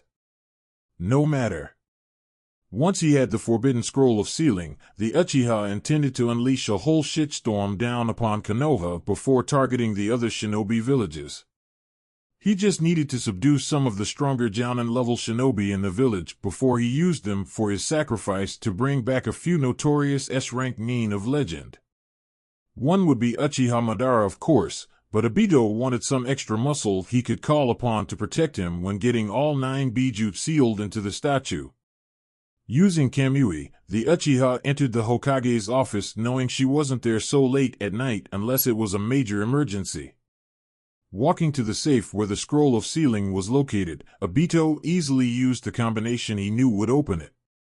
In a rare act of sheer stupidity to those wearing the hat, the combination had never been changed since the time of the Shodan Hokage. The combination itself was meant to be known only to each Hokage in power, but there were times when a certain select group of people learned it as a sign of trust by the Hokage in question. But in Obito's case, it was in the form of Orochimaru when he joined the Akatsuki after he went wrong. The Sandaime during the Third Shinobi War had planned to retire and was going to name Minato the Yondaime Hokage in the coming weeks. Orochimaru had gone wrong soon after before joining the Akatsuki and unknowingly revealed it to him under the powerful hypnosis the Sharingan can create on someone.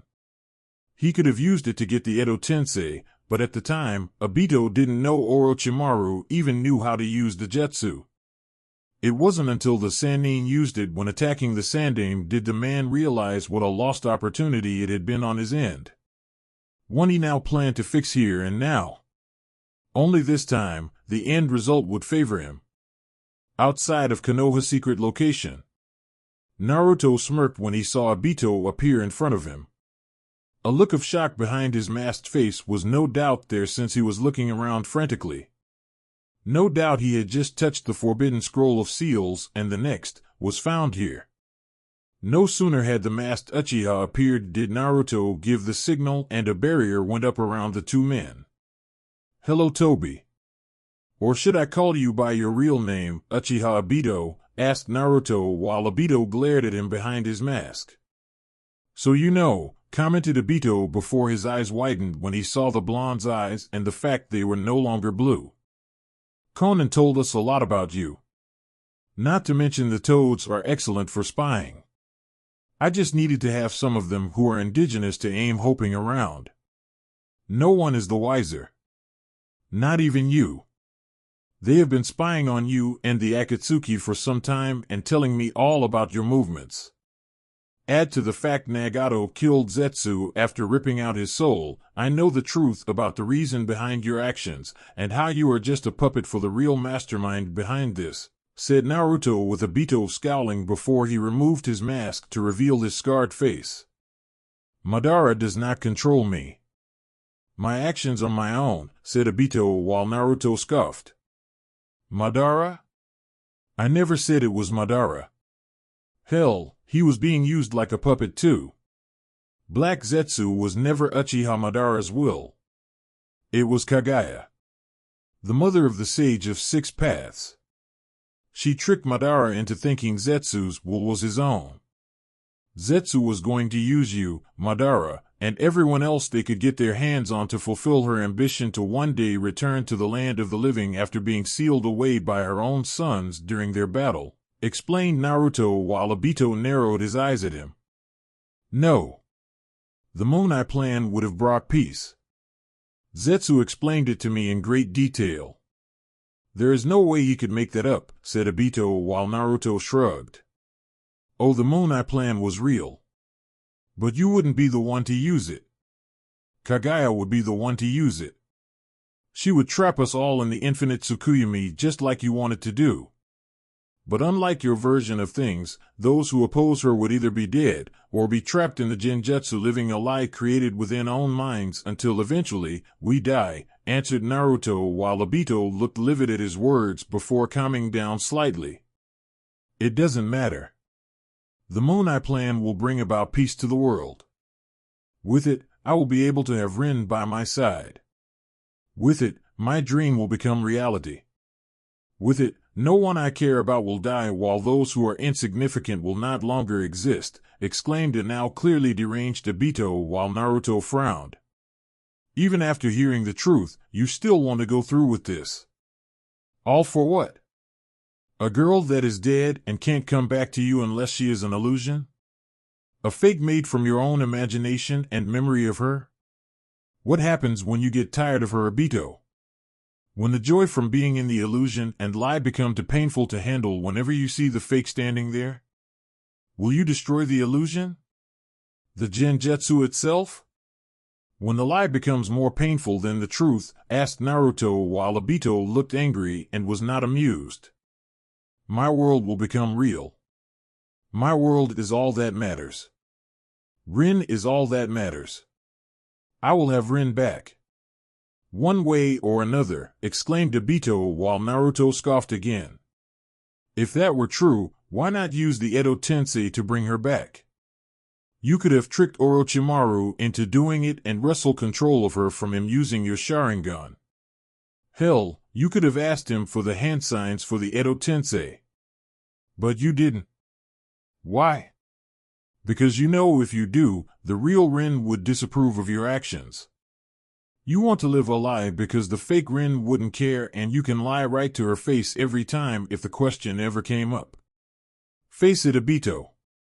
You want to live a lie because the truth is far too painful to live in, and the very thought of ending your life for the next world scares you even more. All because we both know that if you did die one way or another, the place where Rin now resides, you cannot enter. Ever, said Naruto harshly while Obito seethed in rage at his words. Since deep in his heart, Obito knew the words spoken by Naruto were completely true. Deep down, the Uchiha did fear his own death. After all he had done. The things he had helped orchestrate. The lives taken. Good lives. Honest lives. Obito knew where his soul was going upon his death. It was going south. The deep south. Rin was no doubt located in heaven and happy there. He could have used Edo Tensei once learning it, or used his Sharingan to make Orochimaru do it before taking control afterwards. But as Naruto had said, Rin would have seen his actions and disapproved of them. Yelled at him. Screamed at him. She would have denounced his actions. Denounced their friendship. She would have called him a monster. So yes, Obito chose to create a lie. Create a false Rin. Simply because the fake one would not care. Would not hate him. Would not judge him. Because the lie was easier to handle over the truth this world produced. But was he going to openly admit it? And to his late sensei's brat? Hell no. Shame your opinion means nothing to me. All that matters is my ambition becomes real and Rin is by my side. While you, your father, mother, and every other person opposing me are removed from existence, exclaimed Obito while Naruto smirked. Then come at me. I have something you want. Something you need. Not only the fox in my belly, but the eyes of the sage himself. This barrier will ensure no one interferes in our fight. It will also nullify your ability to use Kamui just in case you decide to act like a fucking coward and retreat. Just like you did with my father when he bested your stupid ass, said Naruto while Obito clenched his teeth and fist. And yet I was the one to walk away from the fight alive. Not him. His victory over me was hollow. He died. His wife died. You were left to rot in a village that hates your guts. That will keep hating your guts, even if you become Hokage. I imagine it will be difficult to rule over a village that would sooner burn itself to the ground over accepting you as its ruler, said Obito mockingly while Naruto shrugged. Well, if the people don't like me as Hokage, they can either kill themselves or leave the village and go live in a cave. When it comes to the arrogant, the bigots, and the overall assholes Konoha has produced, I honestly don't give a fuck about them. If they were to be attacked right here, right now by an invading force, I would simply let them die. I would spare only those who were worth sparing, said Naruto openly without shame in his heart. Your parents would be disappointed in you, commented Obito with Naruto smirking at him. Not really. They both left a piece of themselves inside of the seal as a failsafe just in case things went south and holding the Biju at bay. I told them everything that happened to me during my childhood and everything else following it. They agree with me and my way of thinking that I should protect only people worth protecting and say fuck you to everyone else in the village. Oh, by the way, the fuck you, part 1 just quoted? That was addressed to you too. In fact, my mother went on a rant calling you a crybaby bitch, who wouldn't be able to satisfy any woman, let alone Rin, because of your inadequately small dick was equipped with a quick shot motion attached to it while her hair came alive. It was actually quite a sight, said Naruto while seeing Obito looking even more enraged. I should have slowly killed your bitch of a mother after I ripped the fox from her gut, exclaimed Obito angrily.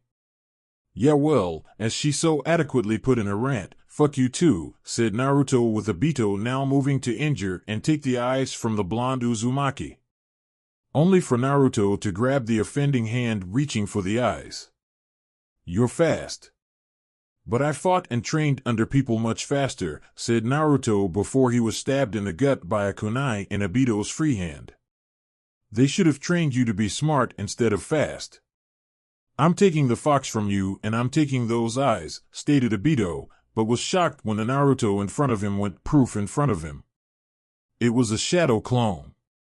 And found a pair of hands grabbing his ankles to yank him into the ground. They did.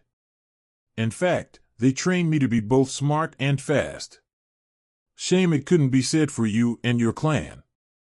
One would think that the student of the Yondaime Hokage and Uchiha Madara himself would have actual brains to go with his so-called strength.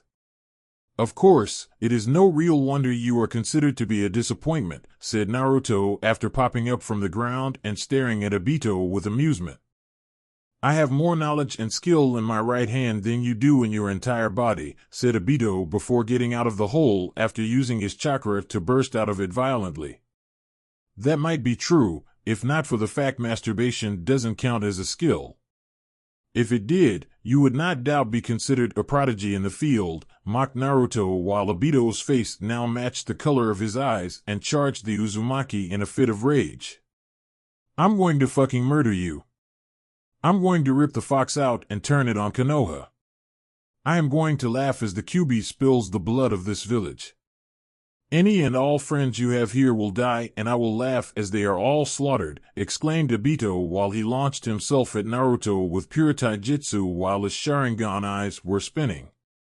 Difficult to do when you can't even land a hit on me, said Naruto before he caught Obito's fist with his bare hand and kneed the Uchiha in the balls, hard. Your father wouldn't have done that, gasped Obito before Naruto did it again and the struggling Uchiha wondered why he didn't phase through the hit. I'm not my father. And to answer the question no doubt running through your head, the seals I placed on you along with the barrier also nullified your little pussy move. I mean honestly Uchiha, phasing when someone tries to hit you? What? You can't handle a punch from someone? A kick? I've been punched, kicked, stabbed, and poisoned since I was a child. Yet when it comes to taking hits from someone like me, the first thing you want to do is phase through it because of your fear of a little pain. Ha! Some big bad Uchiha you claim to be. Madara must have been desperate to choose you as a student before his death since taking a single hit practically makes you want to pee yourself like a baby, mocked Naruto before quickly head-butting Obito while the Konoha headband on his forehead did extra damage. Seals? When did he put seals on me? Was it his shadow clone? Thought Obito before he was struck again and again by Naruto with the blonde shattering the Uchiha's right leg. You are weak, Obito. It's no wonder you hid yourself from everyone with that fucking mask. You didn't train. You didn't fight. You simply use your fucking Sharingan eyes to do the leg work. But take the powers of the dojutsu away and fight someone like me on even ground? You're just a weak chicken shit pansy, stated Naruto before taking out a kunai covered in wind chakra and sliced it across Obito's face in an X formation causing both Sharingan eyes out of the Uchiha sockets. In addition, the piece of him that were the spare Zetsu parts, such as his arm he had taken from storage, had been sliced off next. Obito would have screamed out further in pain, but Naruto flipped the kunai until the ring base of the weapon hit the Uchiha right in the jaw 4 times. 2 to the left side and 2 to the right. The force was strong enough to break Obito's jaw entirely and had his tongue cut off next. It wasn't supposed to end this way. My dream. My ambition. I could have been with Rin again. My precious Rin, thought Obito while blood came out of his mouth, while only the darkness of being recently blind was there to greet him. Don't feel back, Obito. If you must know, your former teammate Hatake Kakashi is a failure in his own right too. I was his sensei's son. Yet what does he do? He trains the Uchiha on my team and leaves little old me to fend for myself when it came to training. And do you know what happened next? My said teammate goes rogue, using those very same skills my sensei taught him against me. To kill me. All for the sake of power. All to kill his fucking, far more experienced as a ninja for a big brother. Well, it doesn't matter anymore. After today, the Uchiha clan will be no more. The clan will be dead and will only be a myth or story parents tell their children, said Naruto before slicing off Obito's real hand at the wrist. I need to do something. Anything.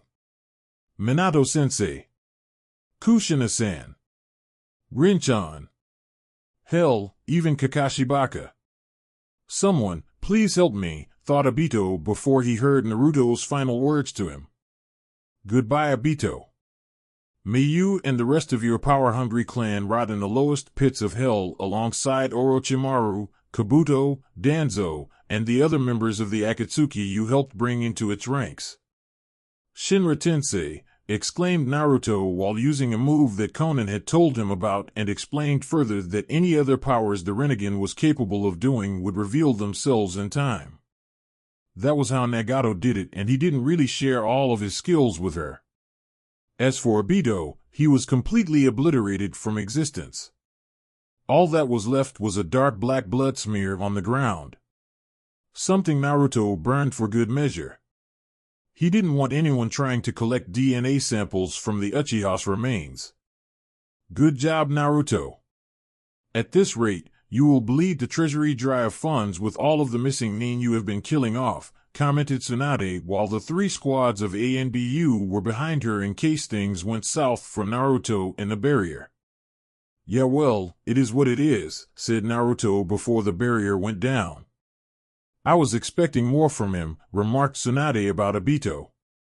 The guy hasn't been in a real fight since the one he had with my father the night I was born. Even when he did, the jerk was evasive. Always using his Sharingan to even the odds against him with the phasing and teleportation he used, answered Naruto while wondering how his father could have been challenged by Obito at the time. Though to be fair, the man was dealing with rescuing his newborn son, his wife who just gave birth to said son, and a giant 9-tailed fox rampaging around Konoha. Your actions will no doubt reach the other shinobi villages. If the Tsuchikage doesn't have a heart attack soon after hearing how you killed off so many missing nin, he will once word of your heritage reaches his ears, said Tsunade, knowing it wouldn't be long before she had to announce Naruto's heritage to the village and the storm it brought with it. So long as he and IWA lets old grudges die with my father, I don't give a crap. But if he starts something, I will end it, said Naruto while Tsunade nodding since she respected him for that. While Minato struck fear into the heart of IWA and the Sandaime Tsuchikage during the Third Shinobi War with his Hiraition no Jutsu, Naruto and what he just did to so many S-rank missing nin would make them shit their pants. I hate to say it, brat, but at this rate, you'll take the hat from me in another 2 or 3 years, commented Tsunade while Naruto smirked. Maybe I should get it sooner. Having to walk in on you nursing a major hangover from drinking too much the previous night seems a valid enough reason to give me the hat, said Naruto while Tsunade glared at him. Watch it, brat. I can still punch you all the way to Nami if you piss me off, threatened Tsunade and shaking her fist at him. What was that? Did you say something? Asked Naruto while giving her an eye smile. Oh, that's it. Come here, brat. I'm going to smash your face in, exclaimed Tsunade while she chased Naruto around the training ground and the ANBU watching now sporting a sweat drop coming down the back of their masked heads. Should we say something? Asked one ANBU ferret while watching Tsunade try, and fail, to smash her fist into Naruto, who at that point leaped into the air and flipped her the bird and blew a raspberry at the woman. Do you want to die or be sent to the ER and ICU? Asked the ANBU captain while they saw Tsunade looking livid and continued her pursuit of Naruto into Konoha. That depends. Do I get hazard pay? And if I do, how much? Asked the ferret ANBU while hearing Tsunade cursing Naruto the deeper they went into Konoha. In order? No. And even if you did, it wouldn't be enough to cover your medical bills, said the ANBU captain since he knew Ferret had been looking for an excuse to get some form of vacation time. Though there were less painful ways to do it. Konoha Hospital. Jiraiya's room later that night. Sleeping well, Erosenin? Asked Naruto while walking into the room casually. So, you have come crawling back to me. I knew you would, grumbled Jiraiya while Naruto smirked and stepped out of the darkness and showed the sand in his eyes. You couldn't be more further from the truth. The Akatsuki is no more. Your former student Nagato is dead. Your second student, Konan, gave me the man's eyes to use how I see fit. The Uchiha who freed the fox from my mother is dead too. I killed him. I have done what you could not twice over. I avenged your pathetic sensei by killing his most favorite of students. And I avenged my parents by killing the man who murdered them through his machination the night I was born, said Naruto while Jiraiya grit his teeth in anger and frustration. You shouldn't have those eyes. They are not meant for an immature brat like you, said Jiraiya bitterly. And who do you think is a better choice? You? Kakashi? Maybe some other person who is a big fan of your cheap smut perhaps. Do you honestly think Tsunade or even Konan would trust these eyes to a whiny man-child like yourself? They would sooner revive the infamous Uchiha Madara and start the next shinobi war before entrusting you with such things, said Naruto coldly while Jiraiya glared at him with an intense amount of hate. And you are a better choice? A whiny brat who couldn't handle the QB and whined like a baby when I didn't give him his bottle, countered Jiraiya angrily. First, I am a far better choice over you, Erosenin. The Toads did what you could not and would not do. They took my training seriously. They saw greatness. They knew your way of doing things was a fast track to a quick death simply because you didn't do shit. As for whining like a baby? Aren't you being tad hypocritical? How many times did you whine to your feces throwing sensei when he favored the snake over you in terms of your training? How many times did you whine when no one gave you the respect you claimed to deserve for peeping successfully on women for one day without being brutally beaten to a pulp? How many times did you whine when my mother viciously stopped you from mooching off my father and his fame during his shinobi career? Do not speak to me about whining and not getting my bottle from you, Erosenin. We both know you have been trying to milk multiple bottles for years just to stay relevant. As of right now, the tap for any such bottles is officially turned off, said Naruto coldly while Jiraiya was livid at being told his attempts to stay in the limelight and cast his shadow were now over. If he only knew Naruto destroyed the statue using explosive tags filled with nature chakra to turn the area underneath AIM, with Konan's assistance, into a giant sinkhole. You can't do this to me. People will know something is happening when I'm not around. Important people. People who read my books. People who love my smut. When they find out you and Tsunade are keeping me like this, they will march here as an army to liberate my person, stated Jiraiya while mentally envisioning his newly formed army of loyal readers, both civilian and shinobi alike. storming Konoha to free him from this hospital of a prison. Don't be so full yourself. You're not that important. You're lucky I'm paying for your funeral, said Naruto before he started walking away. Funeral? What are you talking about? I'm not dead, protested Jiraiya angrily while he saw Naruto stop and look back to smirk. Officially, you will be labeled dead tomorrow. Source? A couple hundred STDs found in your system had mutated into one big superbug that caused your dick to fall off, your testicles to shrivel up, and ultimately caused your heart to explode from the stress. As for the real story, you are going to fade away in here. In the darkness of this room. All alone. Slowly wasting away, said Naruto while Jiraiya looked shocked. What? You can't do this to me, exclaimed Jiraiya with Naruto smirking. This is your punishment, Arrow Sennin. I beat you in combat. I surpassed you in just about every single way. Wasn't hard to do actually, commented Naruto while Jiraiya seated in his body cast and glaring at the boy. I'll heal eventually, brat. I always do. And when I get out of here, the world will know the truth, exclaimed Jiraiya while Naruto suddenly turned around and became deadly serious before walking over to the now slightly afraid Sannin. The truth? Truth? You want to talk about the truth? How about I reveal the truth of how you kept so much from me? Or used an old toad beyond his prime to see into a possible future and use it for your own goals? How you provoked the people to turn on Orochimaru, resulting in him joining Danzo's route, allowing the Warhawk to twist his mind, and becoming the very monster Konoha has feared for years. Or how you and the Sandaime lied to me for years just so the Kyuubi Jinchuriki would remain stupidly loyal to people who hate him. Maybe I should reveal the truth about how you knew I was your godson and the son of the Yondaime Hokage and still treated me like I was just a mindless weapon to control? Or how about the truth that you have forced female spies in your network to sleep with you or else information about their past is revealed? I'm sure a lot of people would love to know the truth about how the great and gallant Jiraiya of the Sannin got off on practically raping the women within his own spy network both before and after getting information from them, right? Asked Naruto coldly while Jiraiya was now shocked, afraid, and angry all mixed together. You would do that to me? You would destroy my great reputation? My greatness? To your own godfather, demanded Jiraiya angrily at what Naruto was threatening to do. You have no greatness. You have no great reputation.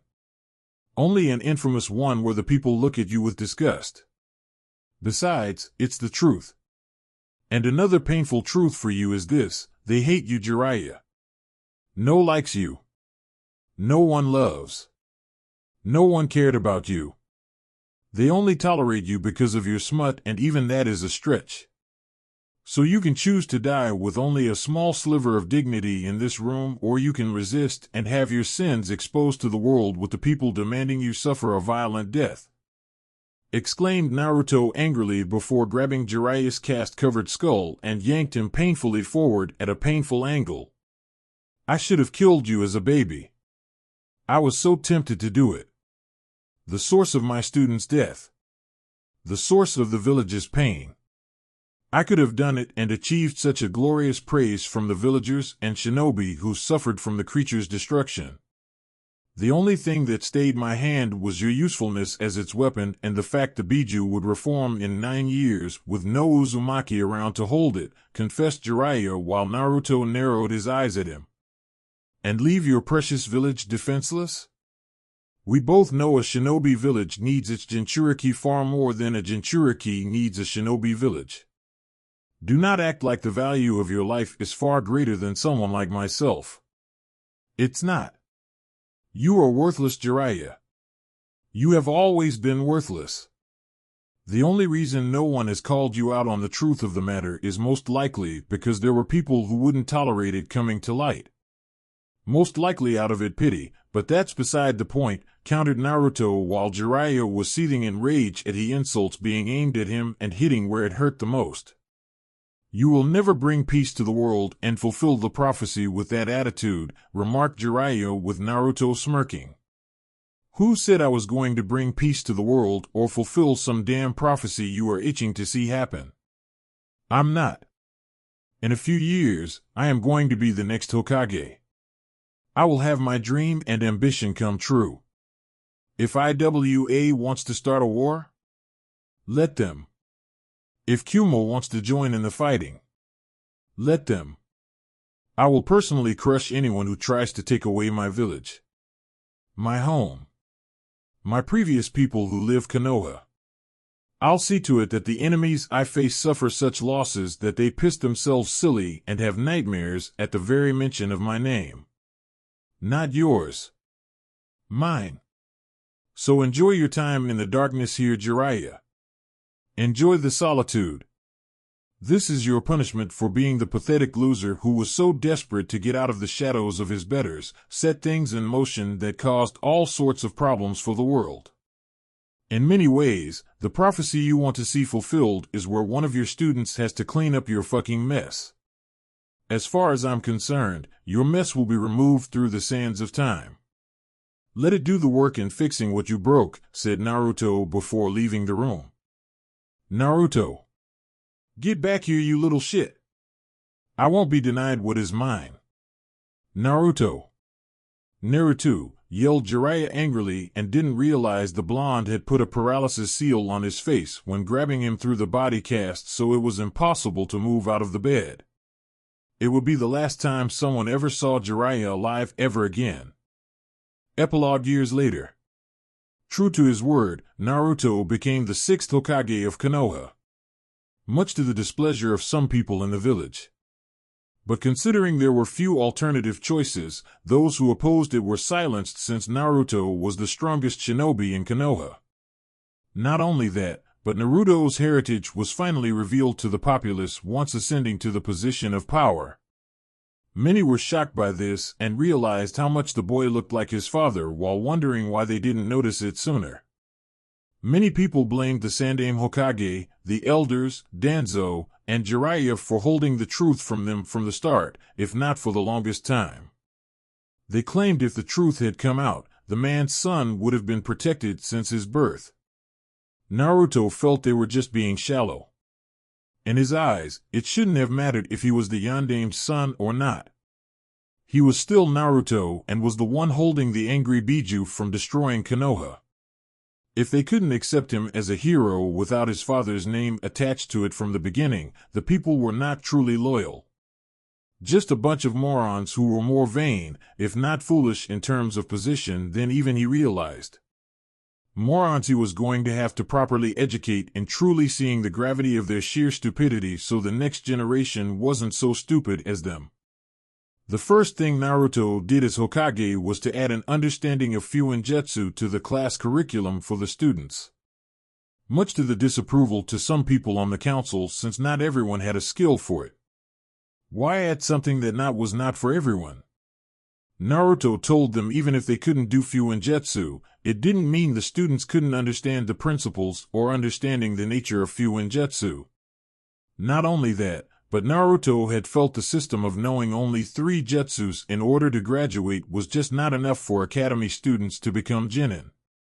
Hence why he ordered more that in addition to those 3, the academy would have to go through a chakra level test, chakra affinity level test, and have all academy students in their assigned class rotate into random teams taking on special training missions. These type of missions would be assignments handed out by the Chunin Academy instructors to see who among the academy students worked well together. That way, when teams' assignments were decided, the ability to work well together would be a key factor. As for choosing a Jounin sensei, the Jounins themselves could request a pre-made squad, but no customizations unless necessary. Also, the Jounin in question would have to give a long list of reasons why they would be qualified to teach the genin squad they wanted. If you couldn't produce a valid reason, it wouldn't happen. As for chakra level testing, it was well known that Rock Lee didn't have chakra to use, and Naruto himself had more than the previous Hokages put together. As such, Naruto wanted to ensure those with such unique circumstances would have a chance to graduate with their fellow classmates. If an academy instructor saw a student was producing too much or too little chakra when taking the tests, it was to be reported immediately. Saying to a student try harder and not giving them any source material or finding out what was causing the problem wouldn't cut it anymore. If any academy instructor neglected any of their students and used that excuse, they would be fired and even imprisoned for it on the charges of sabotaging a potential shinobi of Konoha. Some protested his decisions for one reason or another. Some said such things would be expensive to incorporate into the academy. Others said it would risk showing favoritism to some of the academy students. Others said such programs were not meant for young academy students. What was Naruto's response? The answer was tough shit. He told them that the current batch of students the academy was producing were weak genin.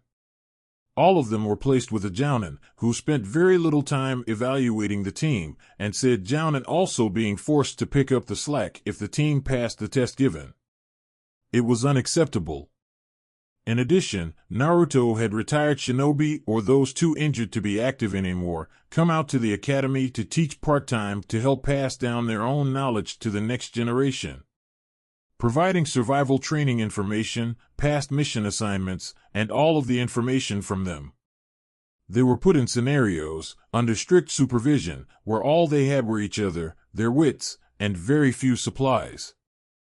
Sometimes the scenarios had involved no supplies at all, but the clothing they had on them. To provide an insight into the life of being a shinobi so the next generation did not think it was all about fame, glory, rescuing princesses, and daimyos like some of the academy students thought the lifestyle entailed. The fact Naruto had done and achieved such things didn't mean they would in his place. Still, the end result of his decision quickly produced results with the genin that came out of the academy being more prepared for the real world. Teamed with those they knew and worked with the best with their given skills, and a jounin who was forced to sit down and actually read their profiles instead of just going for the genin test first and decide on how to train them later approach.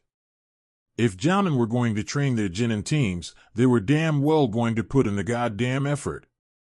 As for the paperwork, Tsunade thought the boy would be pulling out his hair at the sheer mountain of it. Imagine her surprise when he made 5 shadow clones and had them do all the work while he kicked up his feet with a knowing smirk.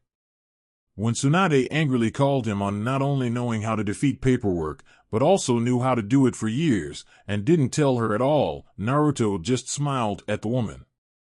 Perhaps I didn't know how. But if I told you, all the hard work and the responsibility of running the village would have never truly hit its mark on an old hag like you. Tsunade's response?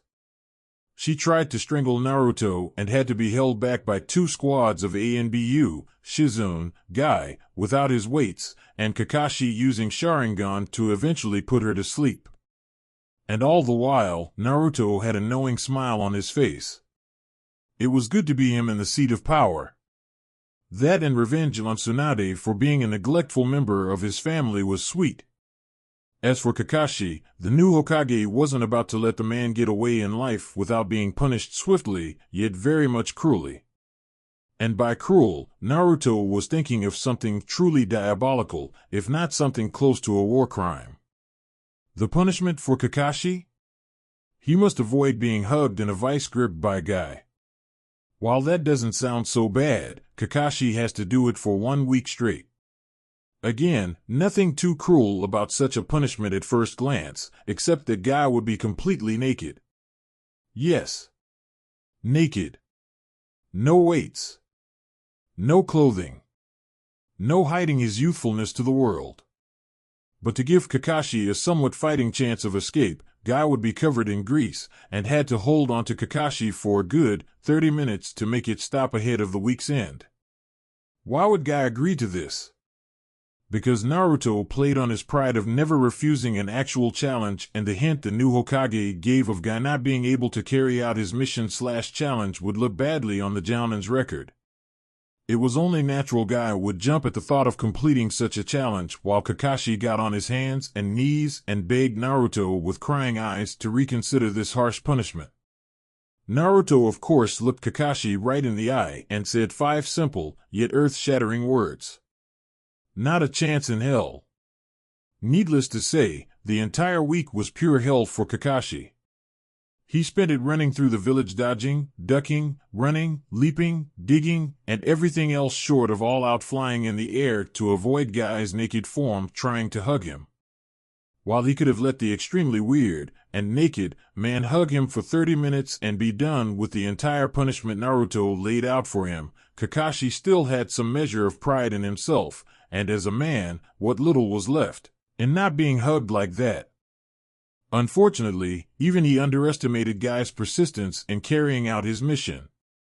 On the last day of dodging the naked man, a picture of a supposedly long-lost Ika Ika Paradise book was being sold, which distracted Kakashi for a solid 5 seconds. Those 5 seconds were all Guy needed to leap onto Kakashi from behind in a massive bear hug from which there was no escape. His screams were heard throughout the village for miles. This incident aside, Naruto's progress with his new reforms got the attention of IWA, and Kumo too, since neither one liked the idea of the Yandame's offspring having the title of Hokage. Both had poor history with the man for one reason or another, and the fact he was also the Kyuubi Jinchuriki was irrelevant. Well, for Kumo it was irrelevant since they didn't see Jinchuriki mindless creatures. IWA was pissed off and scared all the same. Jinchuriki were seen as weapons of war and had no rights as far as they were concerned. You didn't give a weapon free will to think on who it could and could not fight. As such, IWA made sure their 2 Jinchuriki were repeatedly disciplined at a young age, told they were weapons of war, had no rights, no real purpose outside of fighting for IWA, and to have any form of independent thought was treasonous. And naturally, true to their previous actions regarding Konoha, the 2 Kages conspired to take Konoha down. Or rather, attempt to take Naruto down. Something which Naruto knew would most likely happen long before being mentioned offhand somewhere, and had a reformatted spy network cover things for him both inside and outside of the village. And truth be told, the 6th Hokage was no longer surprised by the sheer volume or level of information he obtained from it. As it turned out, IWA along with Kumo were being secretly helped by a small sect of the civilian and even shinobi within Konoha who hated Naruto. It didn't matter if his father was the former Yandame Hokage or not. They hated his reforms, his changes to policies, and the fact those who wronged him were punished one way or another further fueled them to secretly commit treason. They had even hired several of Danzo's route that went into hiding.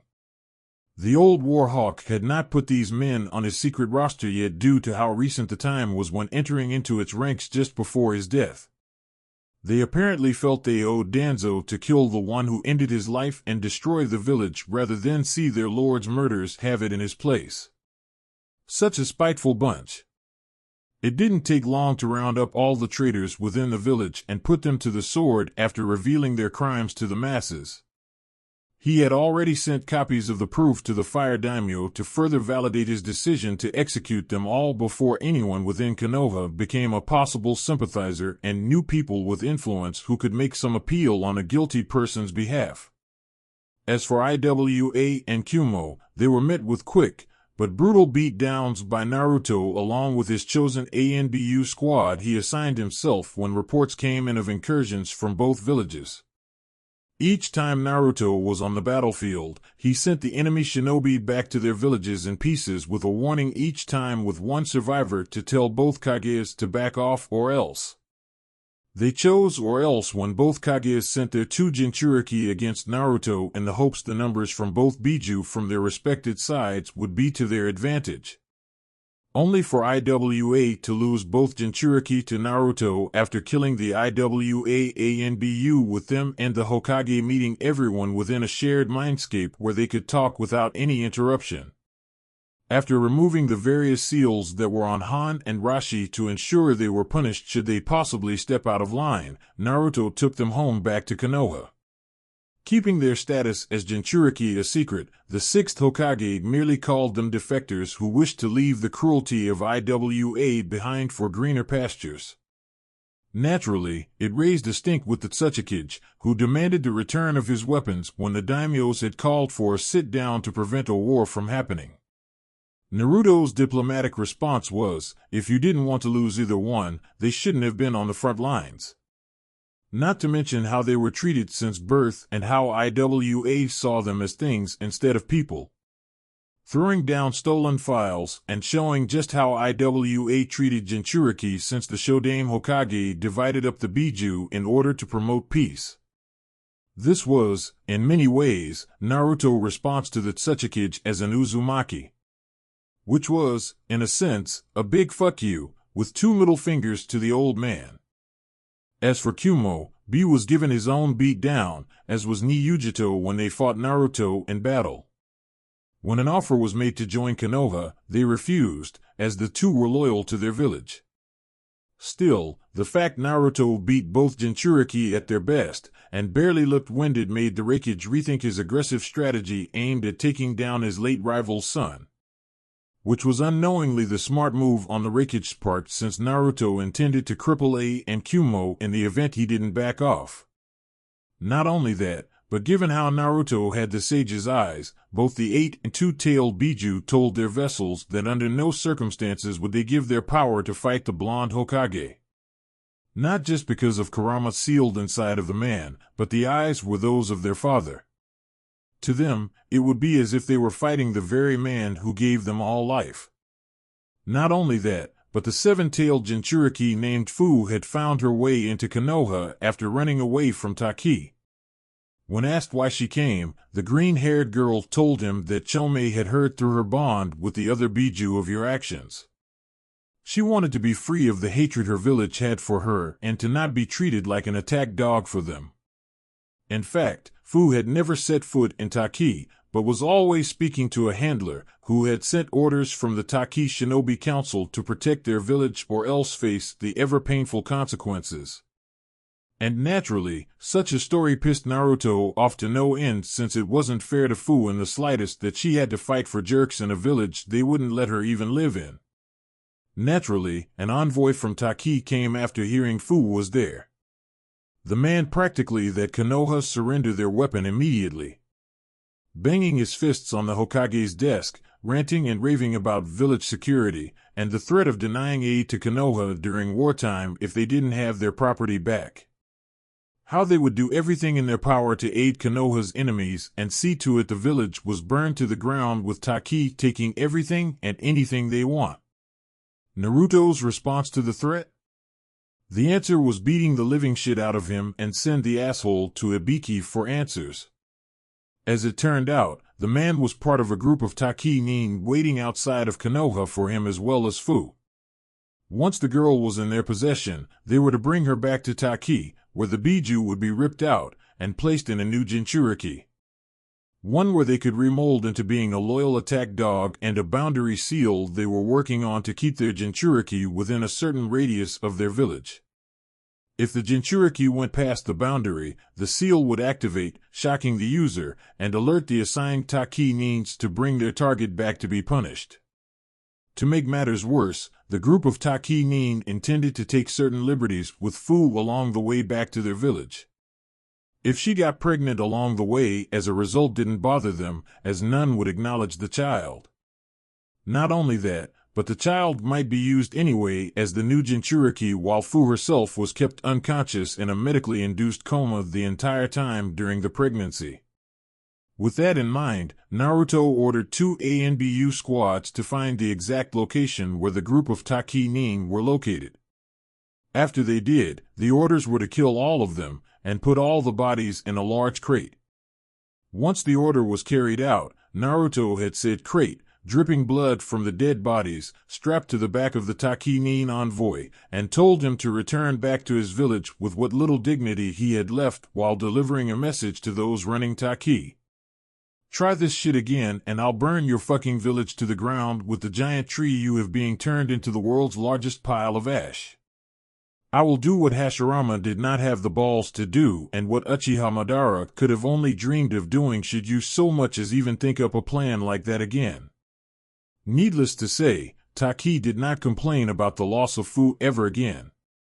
As for Kiri, they had decided to stay neutral in regards to Konoha since they were still recovering from the past sins of a Sharingan-influenced Yagura. But Naruto had been able to square away some measure of goodwill toward them by returning Samahata to them as well as letting them know where Kubikiribocho was located in Wave. He only asked that if they took the sword from the grave of Momochi Zabuza, a suitable and respectful grave marker be put in its place. In addition, he asked that the grave next to Zabuza's not be disturbed under any circumstances. If it was, Naruto made it very clear that Kiri would wish they were still fighting their civil war with Yagura again. Needless to say, Kiri had no intention of provoking the 6th Hokage with a threat like that, and knowing Naruto had the power to back it up. As for Suna, it was on good terms with Naruto. With Gaara being Kazekage, it helped in that regard since both men had mutual respect for one another given what they both went through growing up. Add to the fact that Temari married a certain lazy Nara Shikamaru to further cement their alliance between their two villages. Naruto found it hysterical that Shikamaru's feet were consumed in sand, Gaara's, to keep him from running while Naruto himself performed the marriage ceremony. The lazy Nara had gotten the woman pregnant months prior to it and Gaara had demanded, see any and all terms and definitions pertaining to threats of inflicting painful bodily harm, that one Nara Shikamaru marry his sister right away when the news reached him about it. The Nara would have tried to flee in terms of taking a long S-rank mission, but any attempt was stopped by Naruto, who smirked at the pleading Nara at the time, and Shikamaru's mother Nara Yoshino in the room with them. The strict woman was carrying her ever-fear-inducing frying pan of doom before she dragged the pleading lazy bastard out of his office while he left nail marks all along the floor in the process. And yet despite the whole thing being troublesome, Naruto knew that Shikamaru was a happily married man. Sure, he took a few hits to the head via Temari's iron fan, but nothing Shikamaru couldn't take given his track record with his own mother with her frying pan. It was a Nara family tradition for the wife to give their husband the occasional hit to the skull when they were being lazy, or calling their wife troublesome. As for Naruto himself, he had planned to rebuild his clan with the aid of the women in his life who cared about him.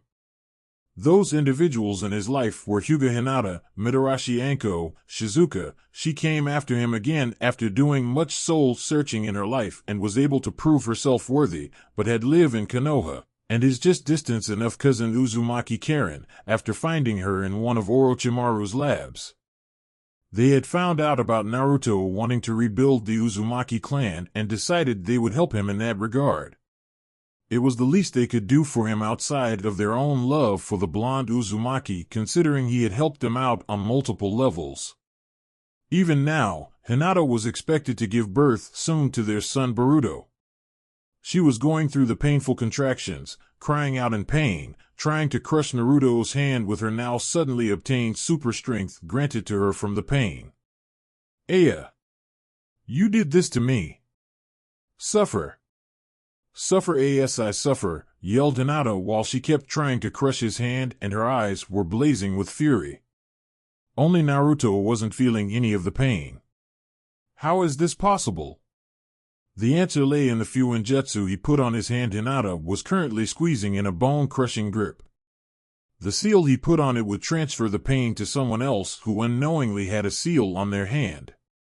As to the unsuspecting person, well, with Shikamaru,